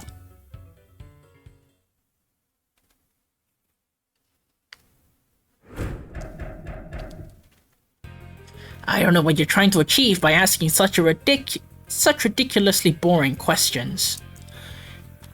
During Erika's fugitive period, thanks to your country's police, she had an extremely hard time. We kept in touch by the Sky Shield badge and arranged this meeting a month ago. I intended to give her some money and later find a way to get her out of the country, but I never expected. The meeting place was randomly decided by me. I'm also puzzled about how it got leaked to the culprit. The badge. Could it be where this information was leaked? It's not entirely impossible. The thing is a wireless communication device, so it could be susceptible to signal hijacking or something similar, right? No way. This badge is made by Quadrant. His technology far surpasses that of the police. No one can hijack the communication of his device. The police intercepted 2 badges owned by Cerberus and Triones 5 years ago. As he said, we analyzed it for a long time, but neither hijacking nor eavesdropping was possible. Is it really that secure? As long as Galaxy's not lying, there must be something sussy hidden when he and the victim arranged the meeting place. Let's find it together. Yes, Your Honor.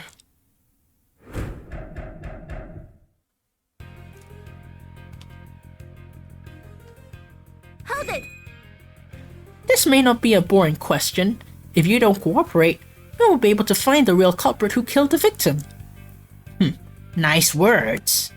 If Erika didn't die there, the ones waiting to take her life would probably be you, right? Well, his words are so piercing, but I can't find any words to refute him. I never expected he would take on such a case with such a complicated relationship with the client. It's you who forced her into a corner. Don't think you can pretend to be the good guys now. And I would forgive you.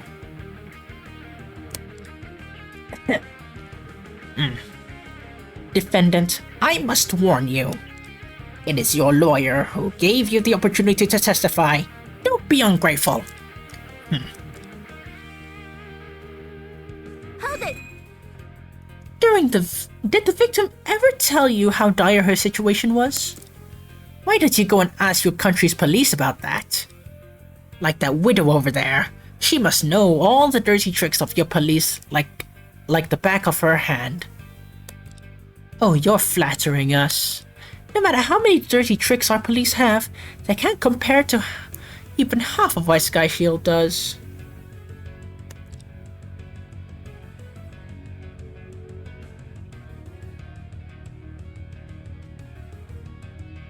Regardless of how noble the image of the victim is in your mind, a crime is a crime, with no room for argument.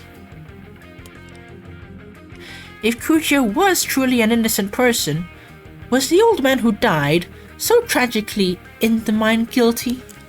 Neither she nor I intended to take his life, but he insisted on being a stumbling block. It's done. Say whatever you want. Detective Sanford is right. No matter what hardships Kujo had, her crimes cannot be forgiven. How could I be shaken by her occasional good deeds? Anyway, seeing Erica suffer, how could I just stand by and let you continue? That's why I made an appointment to meet her and provide necessary assistance. Hold it! Have you been using the badge for communication all along? Yes, it's an international communication tool of Sky Shield. One for each of our 7 heads. The only difference is the number of them. These things were created by that old monster, Quadrant. They may look silly, but they are quite useful. We rely on the badges for our activities, so Quadrant had put a lot of effort in ensuring security. Since the communication between badges cannot be monitored from the outside, what about internal individuals? For example, with the badges left behind by Cerberus and Triones 5 years ago, could I listen to your conversations? No way. The sender could actively designate the receiver from among the specific holders. When Erica and I communicated with badges, we set it up so only we could receive the signals. Currently, the police have in their possession a total of 4 badges: Cerberus, Quadrant, Hand, and Triones. Over these years, we have never received any signals, except for that time at Charlie Drake's office. That was intentional on my part. If I don't want to, no one can hear the sound from the badges. Got it? Anyway, the encryption on these badges is absolute. I advise you to give up on this speculation. Just to be safe, can you include what you said in the testimony? Whatever. The encryption on the badge is absolute.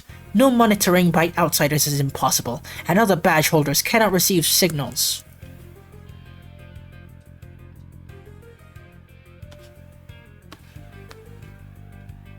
Hold it! Are the badges really that secure? How many times do you want me to repeat it? If there were security issues with it, that widow there would have caught me long ago. Watch your mouth and stop saying widow left and right. So you're saying that your conversations were leaked? It wouldn't be through these badges? Who knows? Luna, it's true that these badges have unique design and peculiar functions, but are you perhaps too fixated on them? Chief is right. My mind's being too constrained by these badges. It's better to acknowledge that the badges are absolutely impregnable and consider other possibilities. How could the conversation between Galaxy and Kujo regarding the meeting location have most likely been leaked?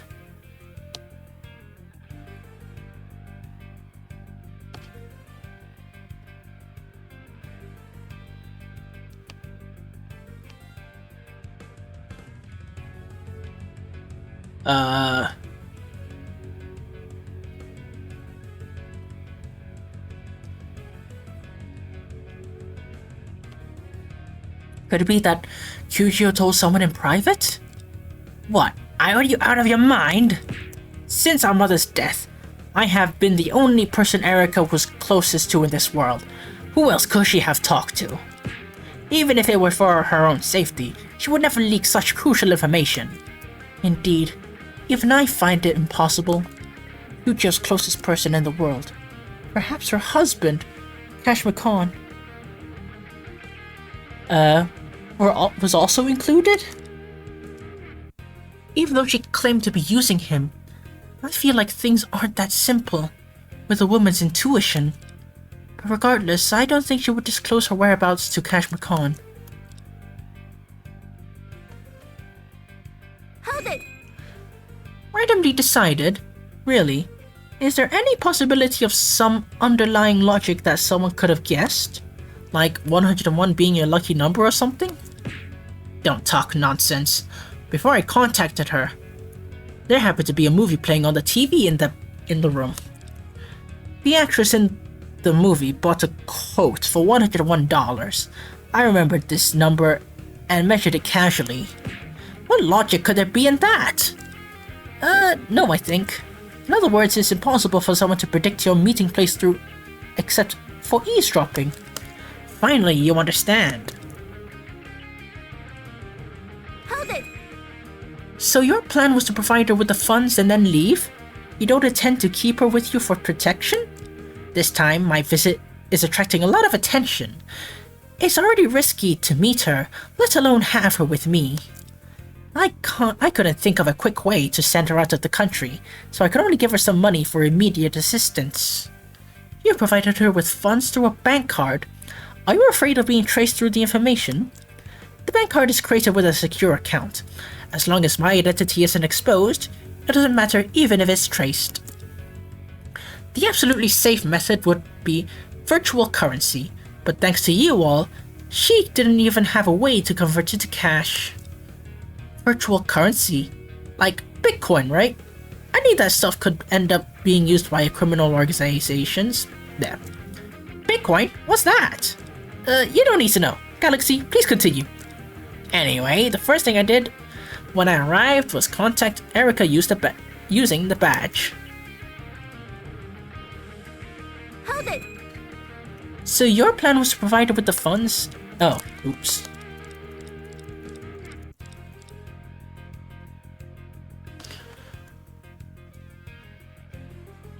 After all the questioning, I feel completely clueless. At this point, Galaxy also wants to find the true culprit who killed Kyujo. He no longer has a reason to deceive us. If he didn't, there would be some aspects that we would have overlooked.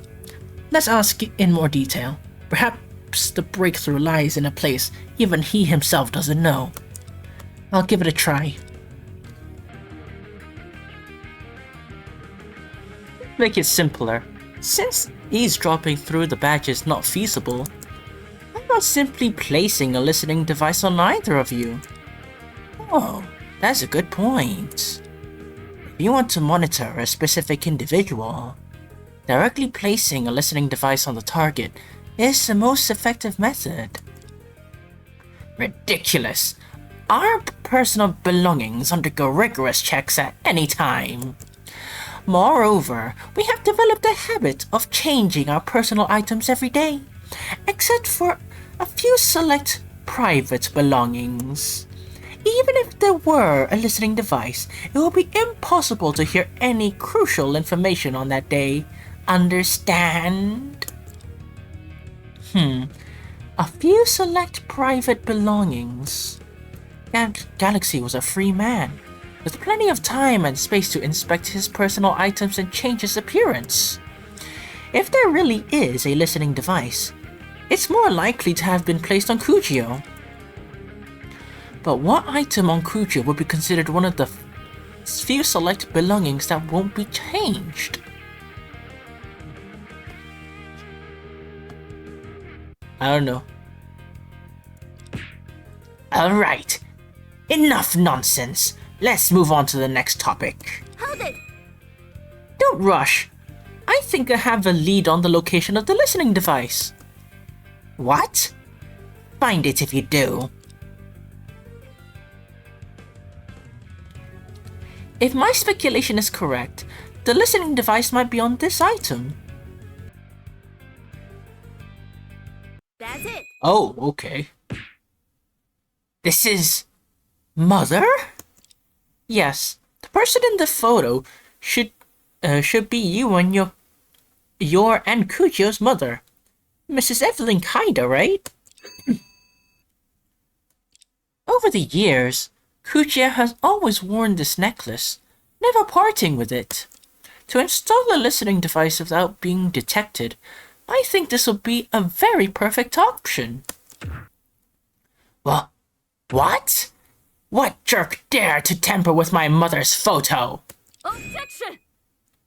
This is just a defensive speculation. Find concrete evidence before drawing conclusions. Prosecutor Ray is right. Currently, this is only my conjecture. But it is easy to confirm. We just need to examine it on the spot and we'll know, right? That makes sense. Well then, Detective Sanford, can you inspect this necklace? Me? Well, alright. I'll give it a try. But don't get your hopes up too high. It's quite romantic to wear the person you care about the most. Unfortunately, the person in this photo is no longer here. Wow, okay. What do you mean romantic? Wait, romantic? Whatever. I'm not even gonna go into that. Detective Sanford, why did you tell us not to get our hopes up? Isn't it obvious? The police have scanned this item when we confiscated the victim's personal belongings. If there were really a listening device, we would have detected the unusual signals long ago. Just to be sure, please open it and take a look. Can you check the inside, please? Hey, be careful! If you damage our mother's photo, I won't let you off the hook. Shut the fuck up and watch. Okay, nah, that was too harsh. Just keep your mouth shut and watch quietly. Don't doubt the expertise of professionals. I mean, it's a bit harsh because that is his dead mother's photo. But he is a terrorist, so like...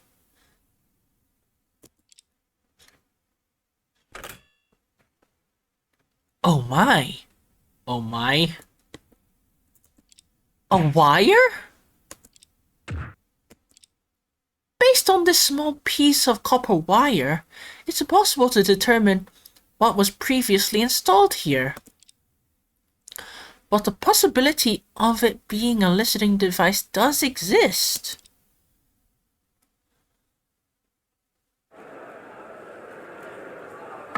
Order! Order! The defense actually guessed it right! Maybe it's just luck? Or maybe you are the murderer.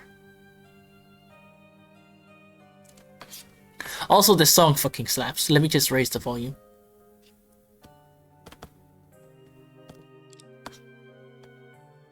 Yeah, let me raise the volume. Message speed. Okay, I'll just put this up just a little. There we go.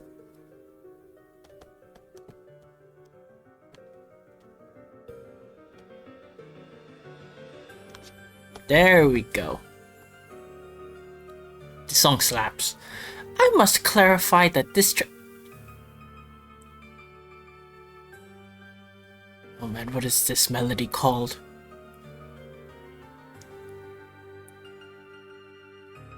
Those double taps are simply divine. Now I want to learn it myself. I must clarify, this trace only indicates the possibility of eavesdropping. To use it as evidence for the defendant's exoneration is still far from sufficient. I understand. Regardless, this discovery greatly aids our reasoning. It's that necklace. I suppose from a long time ago, every move of Kujo had already been under someone's surveillance. How could that be possible? Can you think of anyone who might be relevant? Sky Shield has enemies all over the world.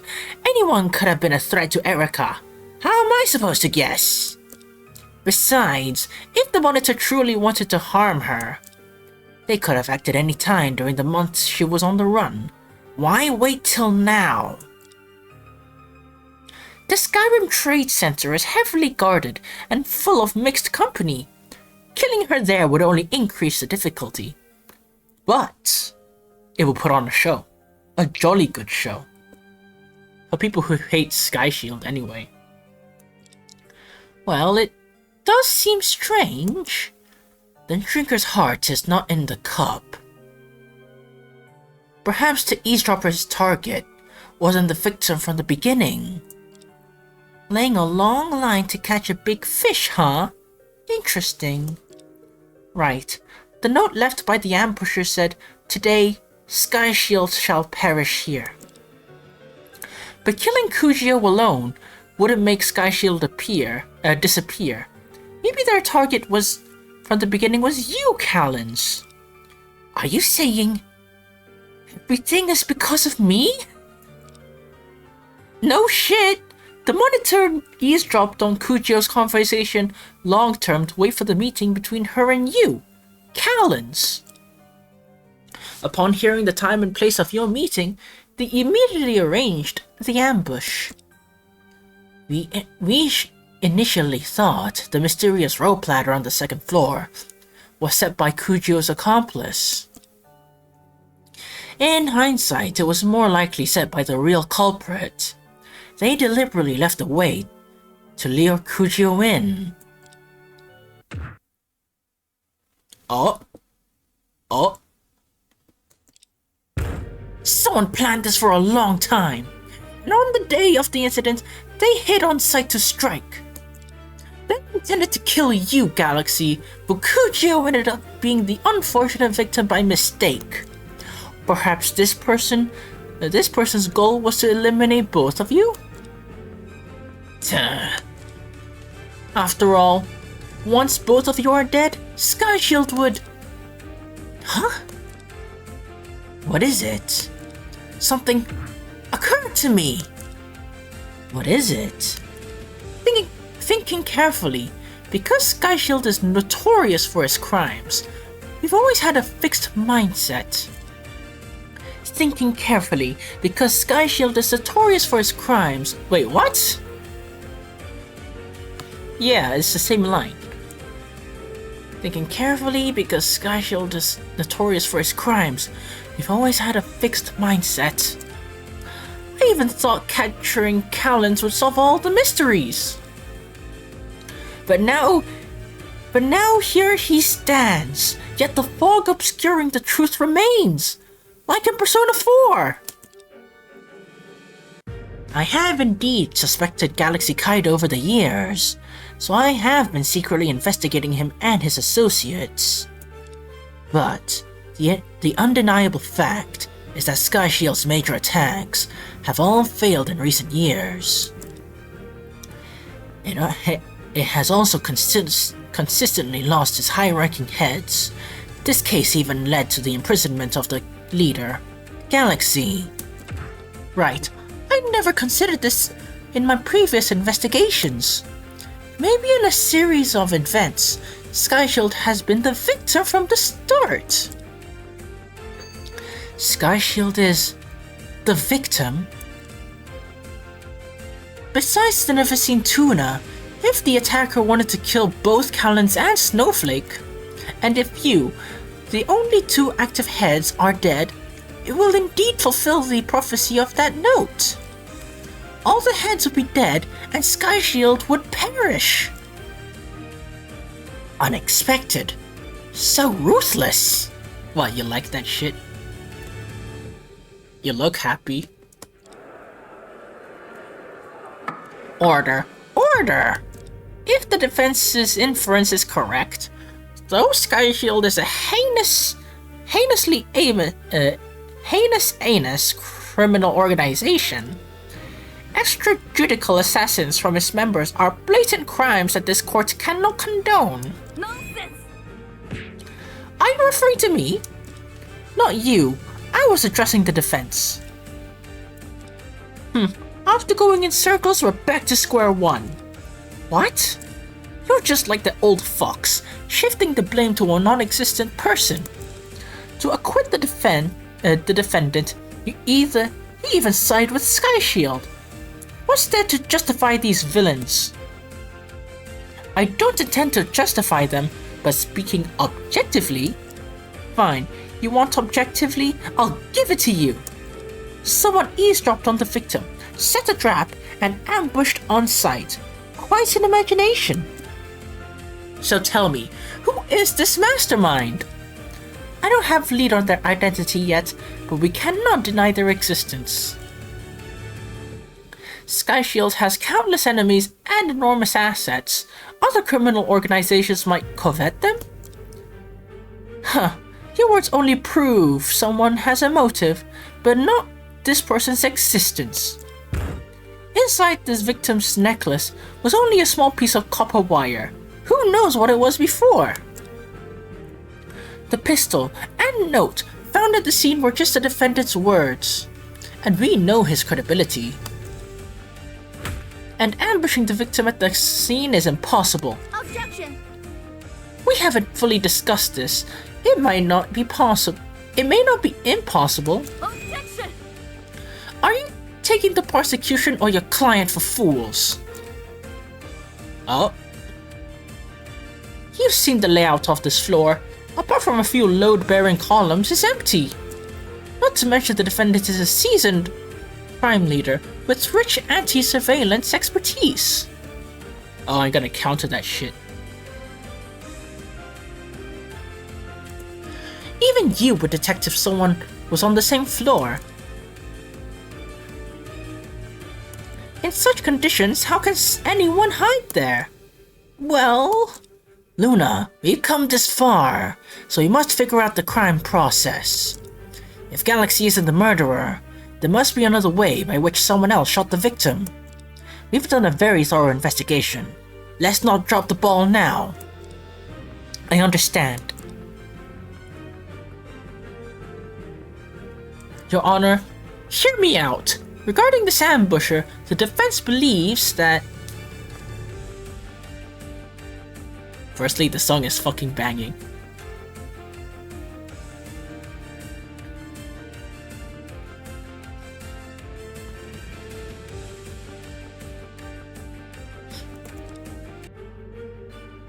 If the murderer was hiding on the 101st floor, well, it's definitely impossible. But did the murderer really need to hide on the 101st floor? What does that mean? The murderer prepared the light shielding trick to limit the vision of Galaxy and Kujio. If this person was on the 101st floor, wouldn't they be affected too?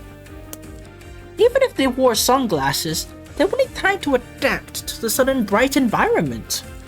How could they carry out the shooting in this situation? What are you saying? Are you suggesting that the murderer used the method of long-range sniping? Absolutely. The murderer chose to shoot after the light shields opened, not just to limit both your visions. More importantly, the light shields limited the murderer's own view of the scene. Really? And the bullet hole in the scene's glass was not caused by the bullet shot from the inside. Rather, it was left by the bullet shot from outside the glass, which then took the victim's life. Order! Order! Objection. Evidence first. Huh? Where was the murderer, if not at the crime scene? Any evidence? The murderer's location is easy to pinpoint because they needed to shoot on the platform roughly level with the crime scene.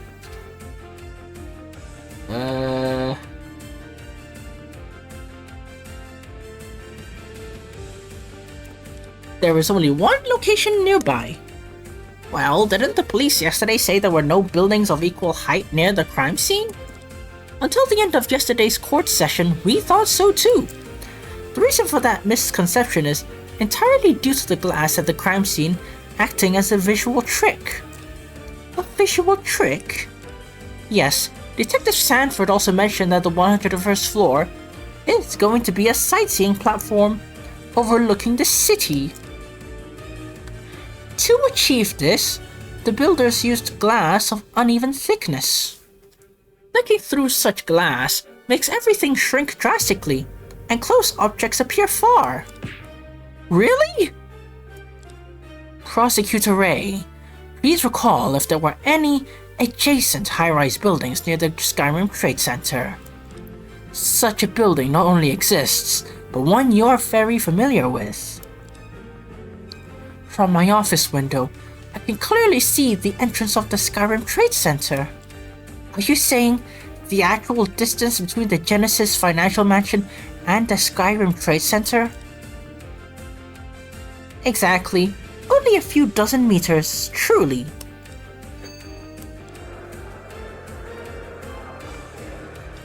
Order. Order!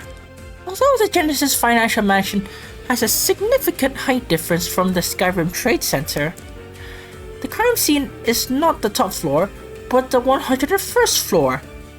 This floor level does exist on the Genesis Financial Mansion. Yesterday, when I investigated there, I found that from the 101st floor of the Genesis Financial Mansion, I can get a clear view of the 101st floor of the Skyrim Trade Center. So, that position is an excellent sniping point? Absolutely. Objection. Evidence. There is evidence, thanks to Detective Spark and me running around most of the day yesterday. Guy again! How many times will you turn me up before learning self-reflection?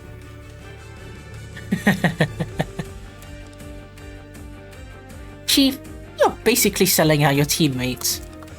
Anyway, the evidence proves the Genesis Financial Mansion's 101st floor as the sniping site is... Oh, it's right there. That's it. Oops. Yesterday, yes, me and Charles thoroughly investigated the 101st floor of the Genesis Financial Mansion. On its west side, there is an open window facing the east side of the same level of the Skyrim Trade Center. And we happened to detect a diffused gunpowder residue on that window and its frame. Yes, me and Charles. So there is such evidence. Exactly. By the way, the investigation was carried out under the supervision of Detective Spark, so there is no possibility of tampering. So if the existence of the gunpowder residue is indisputable, it seems we can conclude that someone fired a gun from the 101st floor of the Genesis Financial Mansion. That's right, and based on the open window and the direction of the gunpowder residue, we can almost determine that this shooting was aimed in the direction of the Skyrim Trade Center. Therefore, the defense has ample reason to believe that although the crime scene is at the Skyrim Trade Center, the real location of the murderer is in the Genesis Financial Mansion. Order! Order! This is outrageous! I arranged to meet with Erica, but the murderer was waiting in the mansion across the street? What a vicious plot! I don't know whether it's a vicious plot or not, but the murderer certainly was determined to take you out. It was you who gave Kujio the bulletproof vest she was wearing, right? Yes, a fugitive often faces various threats, so I told her to always stay vigilant, but she still... The murderer likely knew about this from eavesdropping, and specifically got bullets that could deal with the vest. Heh, The enemy has always been in the dark and prepared, but I've been in a passive state till now. In any private situation, I would arrange for the members of Sky Shield to be nearby to protect me. Only when I speak as the head of NGO will I send them away and go to the venue alone. The Skyrim Trade Center is heavily guarded, so this person probably anticipated that you wouldn't bring your subordinates inside. The trap was so well laid, and I was foolish enough to jump right in. No matter who this murderer is, I must admit they have outwitted me. I, Kalends, accept this defeat. I regret that I was the one who died. I just regret that the one who died under the gun was not me, but the one who should have never died.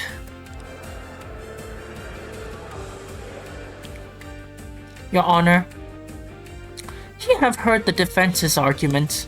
They believe that the person who ambushed from the Genesis Financial Mansion conducted the sniping is the real murderer.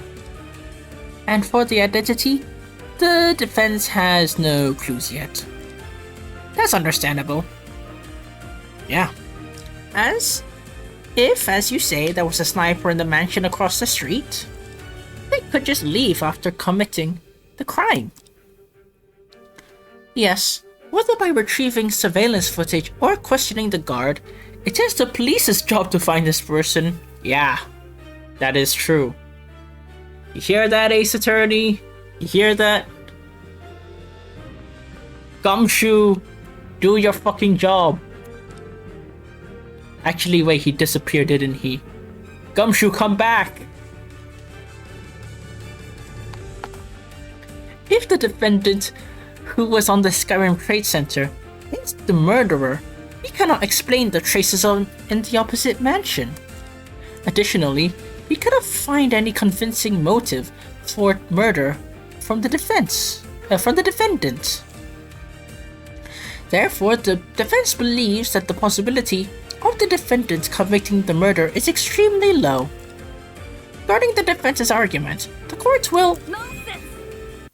Huh? Have you finished?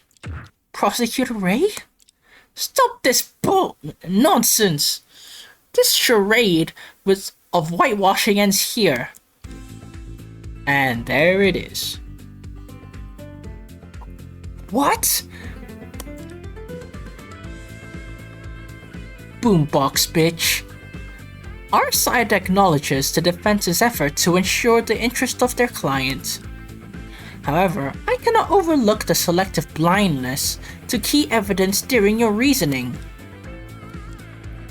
At first glance, your hypothesis seems reasonable.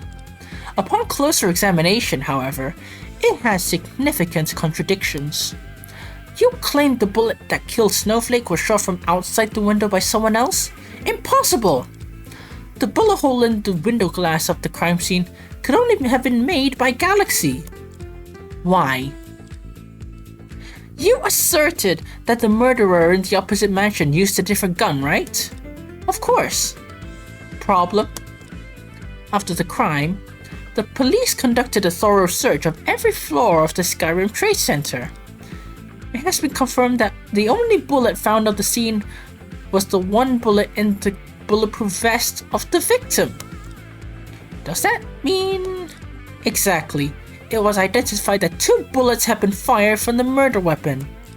If Snowflake was indeed killed by the bullet from outside, where did the 2 bullets fired by the defendant go? Maybe he is carrying it around. Like he took it with him. I completely forgot about that. Maybe he has a chip on his shoulder. You claim that someone from outside sniped the victim, which means the bullet that pierced the window and the bullet that hit Snowflake are not fired by the defendants. If that's the case, there will be 2 bullets missing from the scene. Your Honor, the prosecution's stance remains unchanged. We still believe the defendant is undoubtedly the murderer. He fired twice on the 101st floor. One pierced the window, and the other took the victim's life. This is the only scenario that can explain the number of shots fired from the pistol and the number of bullets at the scene. The gunpowder residue at the Genesis Financial Mansion is sussy, but the defense has not provided relevant evidence. Are you sure? Say so! I need you to say so! Objection! The height matches the crime scene, and the gunpowder residue is not facing the right scene. It's not right facing the scene. How can it be unrelated? Objection! Even if it is unrelated, even if it is related, it doesn't prove the defendant's innocence. That's what the trial's for, bitch. Don't let your position limit your imagination.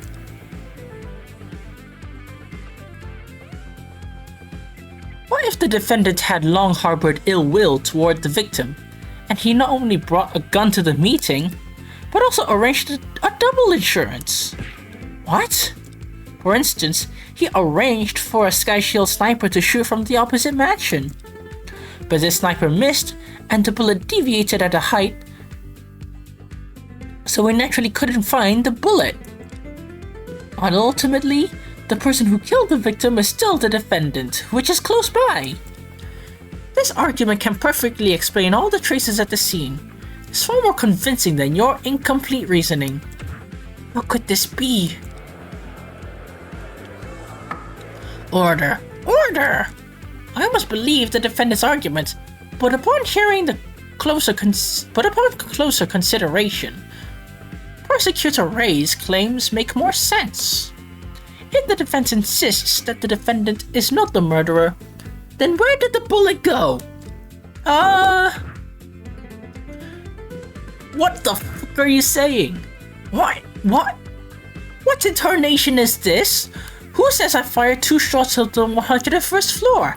I only fired 1. If Erica was killed by the bullet from outside, perhaps my shot coincidentally hit the same bullet hole. Nonsense!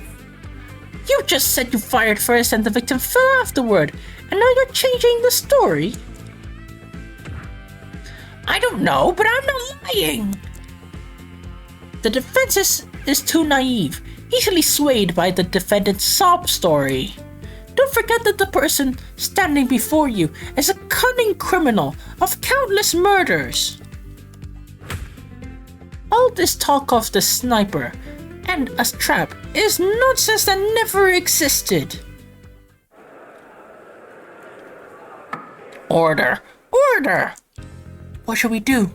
Is there a flaw in our reasoning? No. Our conclusion is very close to the truth. If there's a problem, it might be something aside from the crime process.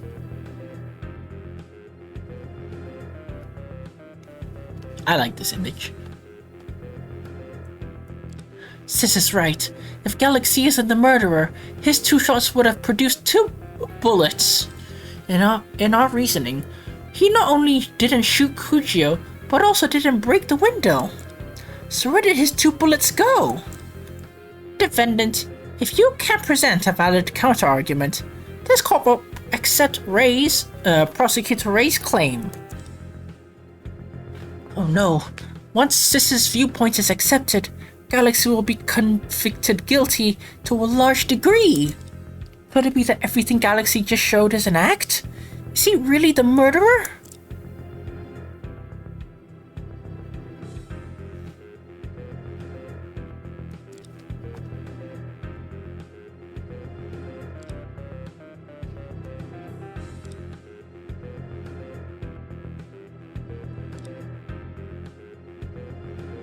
No, such sorrow, anger, and madness can't just be an act.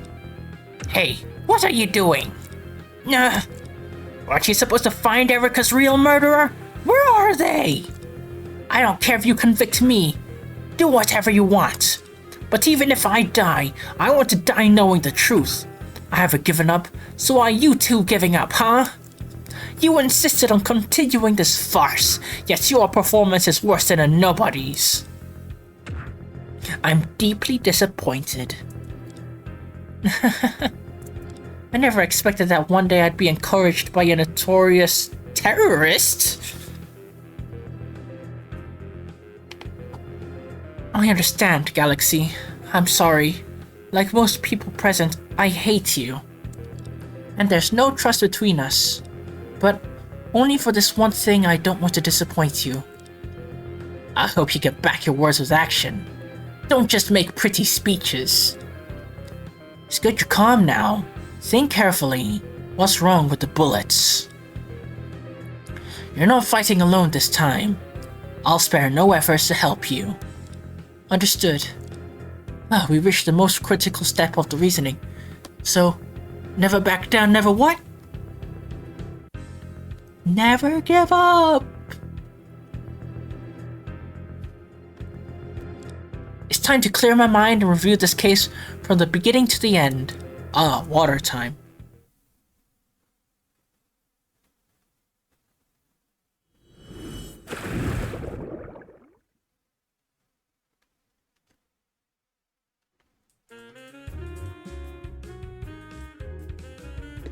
Whew. This complex and tangled case has reached this point. I can feel that I'm close to the truth. Galaxy and Kujo agreed to meet on the 101st floor of the Skyrim Trade Center by phone long ago. However, a listening device was placed on Kujo's neck, allowing the real murderer to intercept their movements. The murderer, aiming to kill the two Sky Shield heads, prepared armor-piercing bullets in advance. On the day of the incident, the person set up a rope ladder on the second floor and left a note and a pistol on the 101st. While the murderer waited on the 101st floor of the Genesis Financial Mansion across the street. The actual distance between the two buildings is only about 50 meters, within the reach of a remote control, with a strong signal. When Galaxy and Kujo met, the murderer remotely opened the light shields on the 101st floor of the trade center. Their vision was limited, while the murderer fired from the opposite mansion. Kujo, with a keen instinct, seemed to sense the danger, shouting at Galaxy to duck and take cover just before she was shot. Then the armor-piercing bullet penetrated the glass and killed Kujo. Galaxy, overwhelmed with grief, knelt in repentance. And that's when Moony Beans appeared at the door. Then Galaxy took Kujo's body to the rooftop via the elevator. He broke the rooftop security door with his body, which was witnessed by President Gyu. Both the traces on the scene and Galaxy's testimony confirmed this deduction. But the missing bullets on the crime scene create a significant contradiction. The bullet that pierced the glass and hit Kujo is the same one fired by the culprit. Galaxy claimed he fired a random shot in panic, but Sis said the police found no bullets other than the one that killed the victim. Bullets don't disappear for no reason. Did someone lie?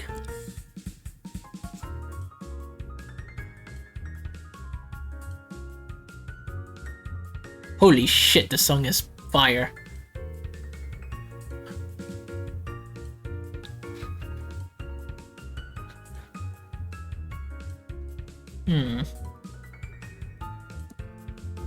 Sis has no reason to conceal the police's findings at this critical moment, and Galaxy has no reason to lie.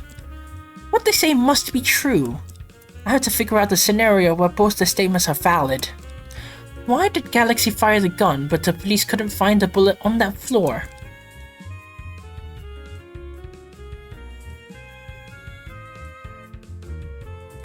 If Galaxy pulled the trigger and the bullet didn't actually fire from the gun, then there would be a bullet left at the scene. Okay. And if the bullet was still in the pistol, Okay, they would have discovered it. Okay. If Galaxy left a bullet hole in the glass he fired, and the real murderer happened to shoot a bullet through the same hole as Ikuchio, it would indeed lead to this outcome. But I remember Galaxy fired that shot blindly. How could the murderer accurately aim at the same spot and hit the victim? Okay. If Galaxy's shot hit someone, and that person left with the bullet, it would make sense. Yeah, who would have thought? Who would have thought? There was only 2 people at the crime scene at the time. He had no target left to shoot. Besides, he used a large caliber pistol. If someone was hit, they'd be seriously injured, even if not dead. If any of the involved parties had such injuries, we would have found out long ago. So strange. None of the possibilities I thought make sense. Could Galaxy really be hiding something from us? No. I can't easily overturn my conclusion. There must be some overlooked details. There must be a way for Galaxy to have successfully fired without leaving a bullet behind. Now that I think about it,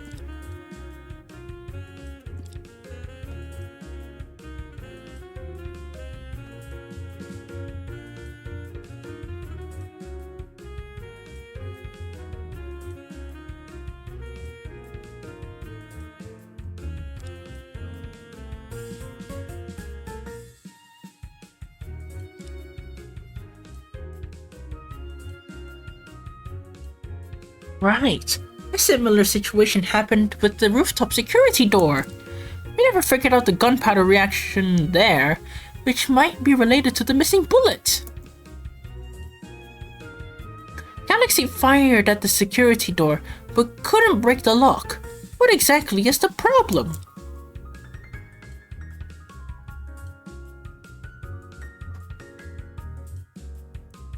No matter how sturdy the lock is, it shouldn't withstand a gunshot without leaving a mark.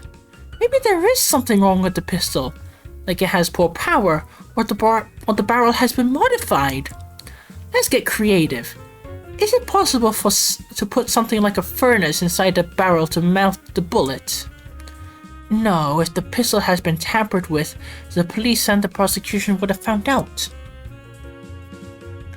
The case has been on trial for 2 days and no one has mentioned this, so the pistol should be normal. Okay, no. Since Galaxy could break the door, it means the door isn't particularly strong. And the pistol has been investigated by the police for 2 days. If it had been tampered with, it would have been found out. So the only possible issue is that the bullet's in the pistol. Is there a way for a pistol to fire normally, but not shoot out the bullet? I have no idea. That's right. This pistol was a trap set by the scene by the real culprit. What exactly is loaded in the pistol was entirely decided by the real culprit. The culprit's goal is likely to kill both Galaxy and Kuchio simultaneously. But such a meticulous and malicious culprit left by themselves probably left themselves a backup plan. That is, in case they failed to kill both as planned, they could frame one person's death on the other. To achieve this, loading special bullets that can fire normally but can't shoot out the projectile is a crucial part. I think someone mentioned the name of this type of ammunition just yesterday. The pistol was loaded with...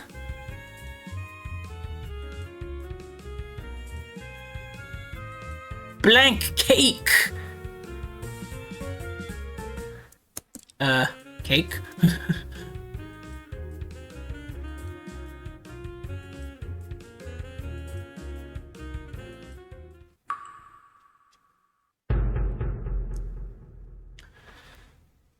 The missing bullets, the unbreakable lock, everything makes sense now. All the truths are coming together right now.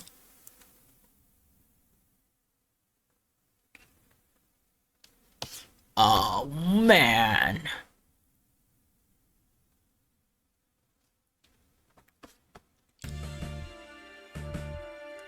Did you forget? They fired salutes in front of the building this morning, and that would naturally leave traces of gunpowder. I see. When we defend Galaxy, can we argue that the gunpowder residue on his body was from blocking the salute cannons with his body? Are you serious? I'm kidding.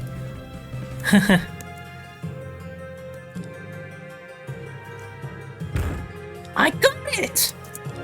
What did you say? I understand it now. The police conducted a thorough search, but couldn't find the bullets. Not because they fell into hard to find places, but because those two bullets never existed in the first place. What? The pistol Galaxy found wasn't loaded with regular ammunition, but blank rounds. Blank rounds? What are those? Blank round is this type of ammunition that consists of a casing, a small amount of gunpowder, and a primer. These bullets are used for training and drills. In some countries, police officers may load one for warning shots. It can fire normally and make a loud noise, but it won't shoot out a bullet. I don't know if that's true, by the way, I don't know. Oh, I see. If the defendant's pistol was loaded with blanks, it would result in a gunpowder residue without any bullets. Nonsense! The defendant wasn't in a drill. Why would he be so stupid to load blank rounds in his pistol? Objection! Don't forget, this pistol wasn't the defendant's. It was deliberately left in front of the elevator by the real culprit. The culprit wouldn't give a dangerous weapon to the person they wanted to kill. Maybe the culprit considered the possibility of failing to kill Galaxy from the beginning. This person anticipated that Galaxy would fire in panic, so they preloaded the gun with blank rounds. If Galaxy didn't die, he would have gunpowder residue on him. A perfect setup would be done. What? Even that was planned in advance? Objection! Even if you say so, it's just a theory, a game theory. Thanks for watching. When the police obtained the pistol, the magazine was already empty. Magazine? I mean, I guess this is a magazine, kind of. No one knows what was loaded with before. If you intend to argue from this perspective, show me some evidence first. Objection! The defense makes the statement precisely because there is evidence to support it. There is.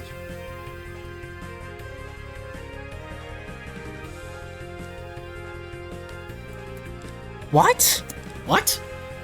Wait, really? That's right. Although blank rounds themselves are hard to trace and we can't directly prove their existence, we can indirectly prove that the pistol was loaded with ammunition that couldn't be fired. Don't worry, Chief. At this point, I already got it. The evidence that can prove the defendant's pistol could fire normally but not shoot out the bullets is... Where's the lock?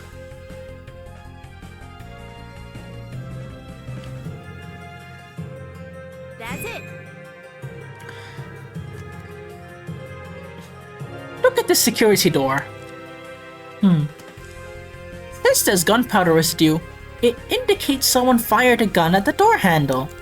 However, the door wasn't damaged by gunfire, and there is no bullet casings or holes in the entire area. This phenomenon can only be caused by blank rounds. Isn't this the evidence submitted by the defense yesterday? None of us understood it then. If it was caused by blank rounds, it indeed makes sense. With this, the disappearance of the two bullets can be reasonably explained.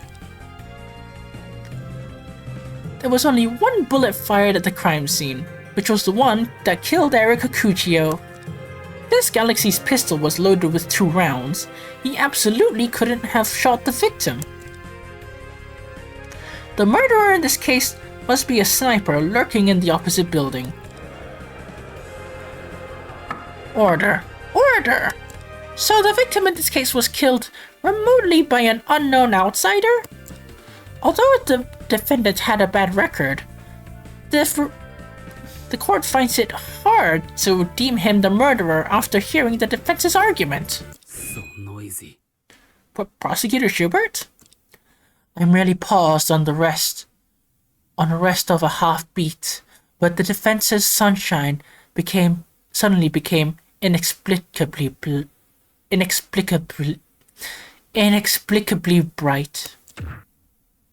I'm here to eliminate your gloomy soil.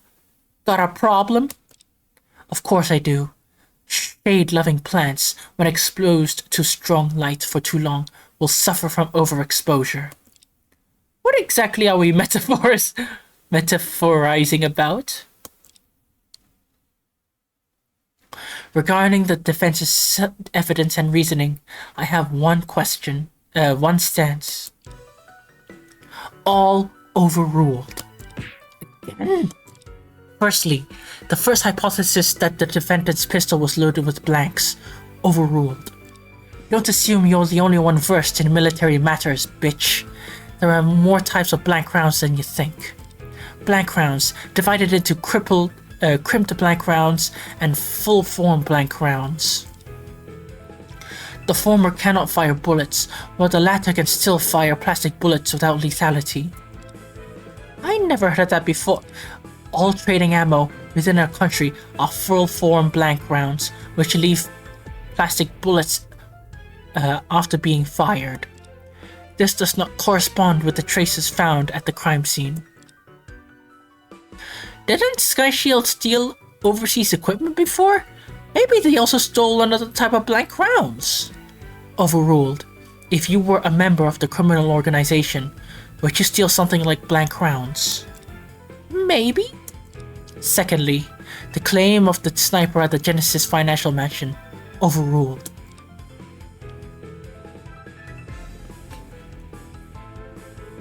The defense solely relies on flimsy traces to make such bold speculations.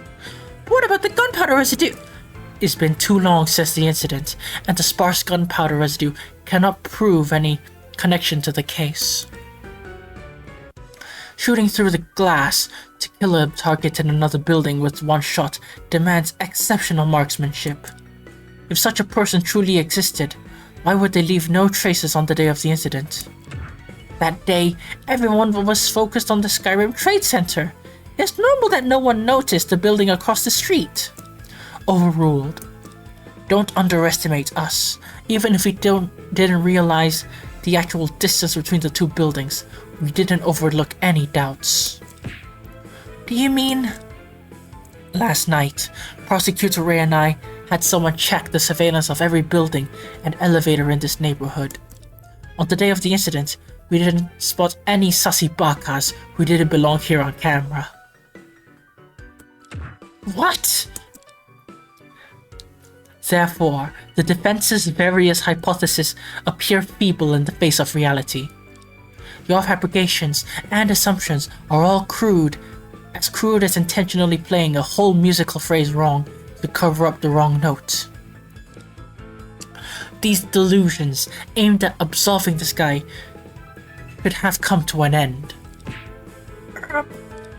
In conclusion, the defense's claim of the defendant's innocence lacks substance.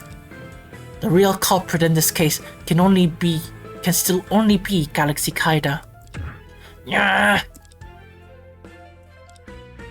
Upon hearing this, Prosecutor Schubert's argument sounds more reasonable. The defense did present a series of intriguing possibilities, but upon careful consideration, you haven't provided any ironclad evidence proving the existence of a sniper across the street. If even gunpowder residue wasn't sufficient, what could count as ironclad evidence? I believe that what the judge wants is surveillance footage, capturing the culprit or credible eyewitness reports. Proving the innocence of a person is more about the process than the outcome they leave behind. The prosecution has reviewed the elevator surveillance at the Genesis Financial Mansion and found no sussy bakas. I can't possibly argue that the real culprit climbed 101 flights of stairs to reach the sniper point. As for eyewitness reports, they're less likely to exist. There are many people going up and down the building across. Why would I even start asking? It's good you're aware of this. The prosecutor has indeed considered the fact that the shooter was not present at the crime scene. You scoured the surveillance and questioned the staff at Genesis Financial Mansion's front desk, but found no one as such. If you insist that there is a supposed real murderer in the building across, then provide substantial evidence. Chief? Reluctantly, the prosecution isn't wrong. Relying solely on the gunpowder residue isn't enough to shift the focus of the trial. Also, have you considered that while we believe that this assertion is correct, our own reasoning isn't complete? For example, if this person truly exists, then who are they? It seems that there are no more suspects in this case. Galaxy, Mooney Beans, and even Mr. Justice. They were all at the Skyrim Trade Center the whole time. Proving that these people never left the building is practically a given. Not just them, but all the ceremony attendees and those who were present at the scene during the incident. As far as I can think, none of them have the opportunity to commit the crime in the building across. Which means the real murderer is someone we can't name, or someone we've never seen before. Without concrete evidence, how can we expect the court to believe such a claim? Defense, can you present stronger evidence? What should I do? We've come this far. There's no turning back. Should I give it a try?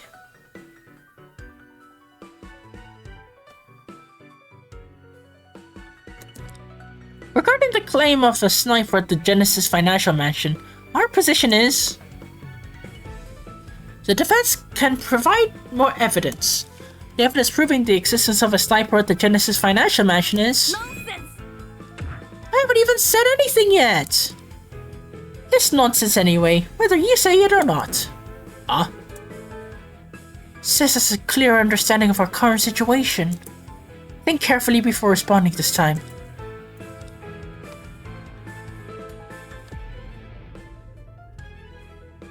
I'm reloading the save.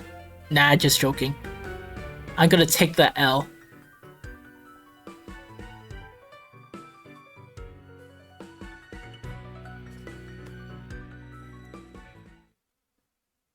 The defense has no more evidence.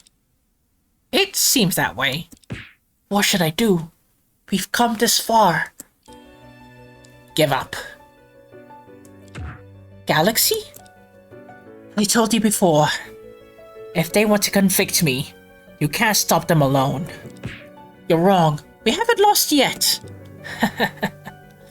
Is such a desperate struggle even meaningful? Whether you want to give me an answer or give yourself one, you've done enough. If Erica knew from the afterlife, she wouldn't blame you. Let's end this here. I refuse. We're so close! How can we give up now? But the evidence to provide the sniper's existence, where is it? Don't waste your efforts. You can't prove it. Miss Ray, if there's no evidence, I'm afraid the court cannot accept your hypothesis. Does that mean all our efforts up to now were in vain? It seems so. Who was that? It was me. Mr. Justice, what is this about? Earlier, I left a bad impression on the court by fabricating testimony and evidence, for which I deeply apologize. However, after listening to your arguments, there is something I must say. Objection! Your actions have completely discredited you in this court. We don't need to listen to anything you say. Is that so? You've convincingly proven that my son is the leader of Sky Shield. At this moment, I'm still the head of state, and it seems your respect has faded rather quickly. Huh. Why is Mr. Justice suddenly stepping in now? What's your idea then? I remember on the day of the incident, I heard someone say that they saw someone outside the building. What? This might prove that someone has been sniping from outside the building. Huh? Objection. Don't forget, thanks to those two lawyers, you're still a suspect. No matter how high your status is, testimony from someone who has lied from the court cannot be trusted. I am, of course, fully aware of that. So this time, what you'll be hearing is not my testimony. Old man, what trick are you trying to pull now? There is no trick. What I said earlier is that I heard someone say. In other words, the eyewitness is not me. This person may have seen the shooter with their own eyes. Shouldn't you listen to his testimony? What? Oh no. Oh no. It's oh no. No. No. Ren, no. Oh man, you're gonna really put him through the grinder now? Really? Oh dear God, no. What? Mr. Justice, is this true? I'll see you there. Mr. Justice, what's going on? Who are you talking about? On the day of the incident, when I entered the Skyrim Trade Center, there was still some time before the ribbon-cutting ceremony. While I was resting on the first floor, I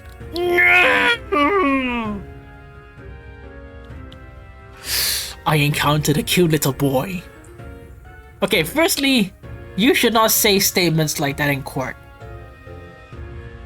Statements like that get you in court, and you're saying it in court. Whatever. You're fucked anyway. A little boy. Oh, yes, the boy called himself Rendy. Rendy? Could it be? Perhaps the boy was bored by himself, so he approached me to talk. He said his mother was busy and left him in the lobby. Although he was strictly forbidden to move around, he really wanted to go into the glass house, so he begged me to take him there. Tessa, what the fuck? This kid is a real headache. I had no idea Rendy had any contact with Mr. Justice, but I can confirm that Mr. Justice is not lying. After all, only Rendy would call the observation elevator a glass house. Excuse me, what are you all talking about? Is this little boy someone you know? More than just an acquaintance. The person he mentioned is my son, Skyren Stone. Order! Order! What is going on? Why is Detective Sanford's son involved in the case? Are you like not listening at all? This is the first I've heard of it too. Mr. Justice, you didn't do anything to Rendy, did you? This hostility, so terrifying. Given my status, how could I do anything harmful to a mere child?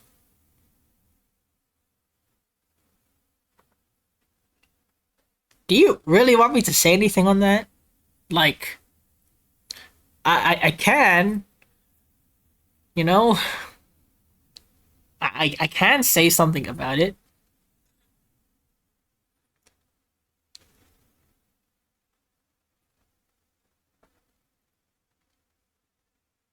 Um. Okay, I'll just as evidence for what. Okay, I'm not gonna say everything, but I'm gonna give, like hints. You know, let's just say that we're not allowed to release these things. And what are these things? Is this thing that your Windows computer has this program to explore. A program, an explorer for these things. I don't know if that makes sense, but I'm trying not to be too direct.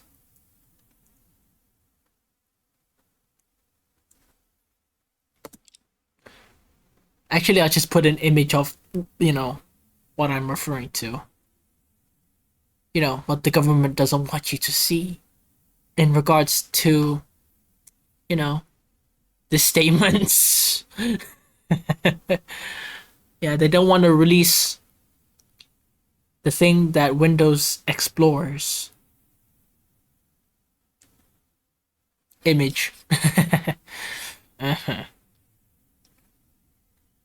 But I truly didn't expect that little boy to be the son of the lady detective here. Mr. Justice, you said he witnessed a sniper. What do you mean? At the time, the child looked at me with such pleading eyes that I couldn't refuse him. Yeah, that's what they all say. That's what they all say.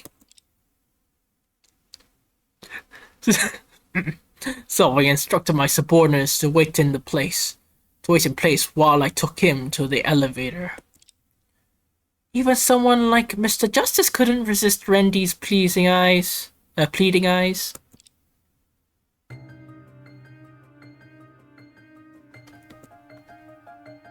Oh boy.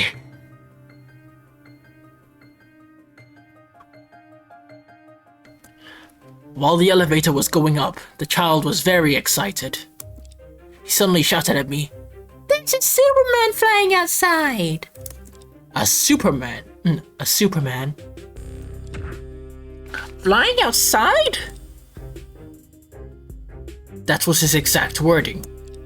After taking him to the top floor, I brought him back to the lobby to avoid worrying his mother. Oh my. In that case, I should thank you for looking after him. Small effort, not worth mentioning. At the time, I thought the Superman was just the child's imagination. Thinking back now, it was 8 o'clock, which coincides with the time of the incident. The mention of a sniper by the lady lawyer reminded me of what he said. Although I'm not sure what the child saw, his words at least suggest the possibility of seeing someone outside the building. So, you better listen to him.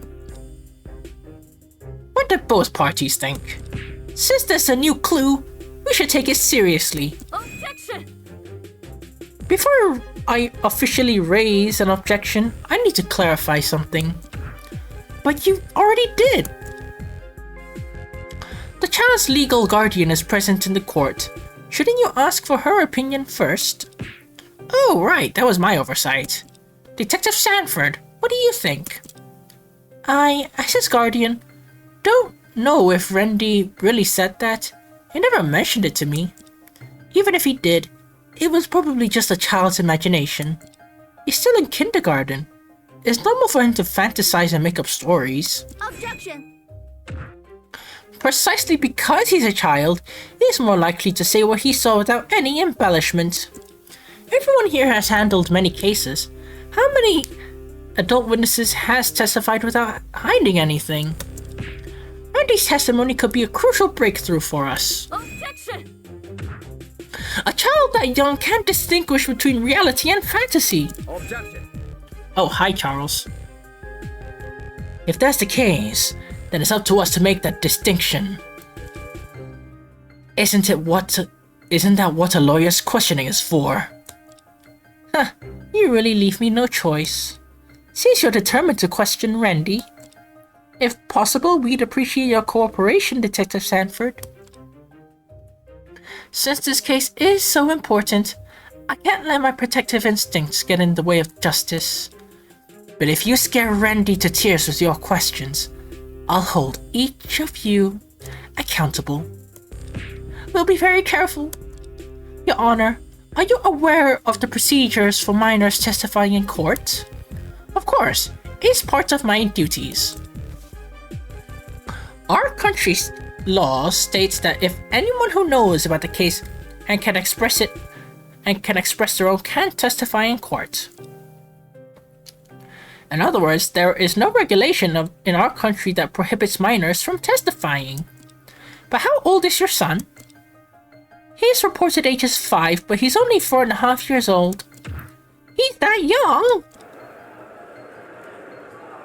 Order! Order! This court believes a child of only 4.5 years old has no capacity to testify independently. Detective Sanford, would you mind accompanying him to the stand? If there are any issues, you will need to assist him. That's fine. He's so short that he might not even reach the witness stand railing. I'll hold him. She's going to hold him the whole time? She really is strong. Well then, Your Honor, I'll bring Randy over. The procedures involving a minor testifying along with a guardian can be quite cumbersome, so I ask for everyone's patience. I'll be back shortly. Detective Sanford agreed to such a bold request so readily. Truly a person who's seen the world. Yes. This court will allow Randy Stone to testify as a witness alongside his guardian. Before the new witness arrives, this court will recess for 30 minutes to allow for the necessary procedures. I now declare the trial for the Skyrim Trade Center murder case adjourned.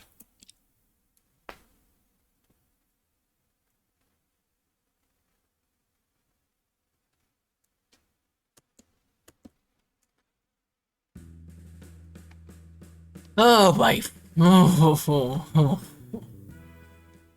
Holy shit, that was long. Like my cock. Actually, no, it wasn't, but... so much has happened, man. First, Justice was giving us false hope, then it was revealed that Kalends is actually Galaxy. Firstly, what the fuck, Galaxy? I mean... Now he has to go to jail. And, yeah, now... I mean, I always expected, Ren to be a part of the investigation. So I guess this is his time to shine. There are a few pieces of evidence that will come into play later, but we'll save that for later on. For example, the shots fired. Actually, wait. It said he fired 2 shots, right? So the 2 bullets, yeah. Actually, I think that will relate later on. Maybe they'll find evidence of it. Or something like that. Well, that'll be next time. What are the chances that the killer is Tessa or Charlie? Maybe Charlie is Tuna and Tessa is the sniper. Because if you think about it, who in this game is, like that? Like basically Superman. Exactly. Tessa. Please don't be the murderer, Tessa. And Tessa has a strong, hate for Sky Shield, so you never know. And they did handle Erica's case before, so Tessa could have planted the listening device, and then afterwards could have taken out the listening device. Anyway, I'll worry about that later. I don't know. I need a rest. This episode was really long. Anyway, with that being said, thank you so much for watching my playthrough of Trials of Innocence. This is probably one of the last few ones. I think next one is the finale. Then after that is the 2 bonus episodes. And that's it. So, yeah. Thank you so much for watching my playthrough of Trials of Innocence. And if you like what you see, stay tuned and stay awesome. Good night.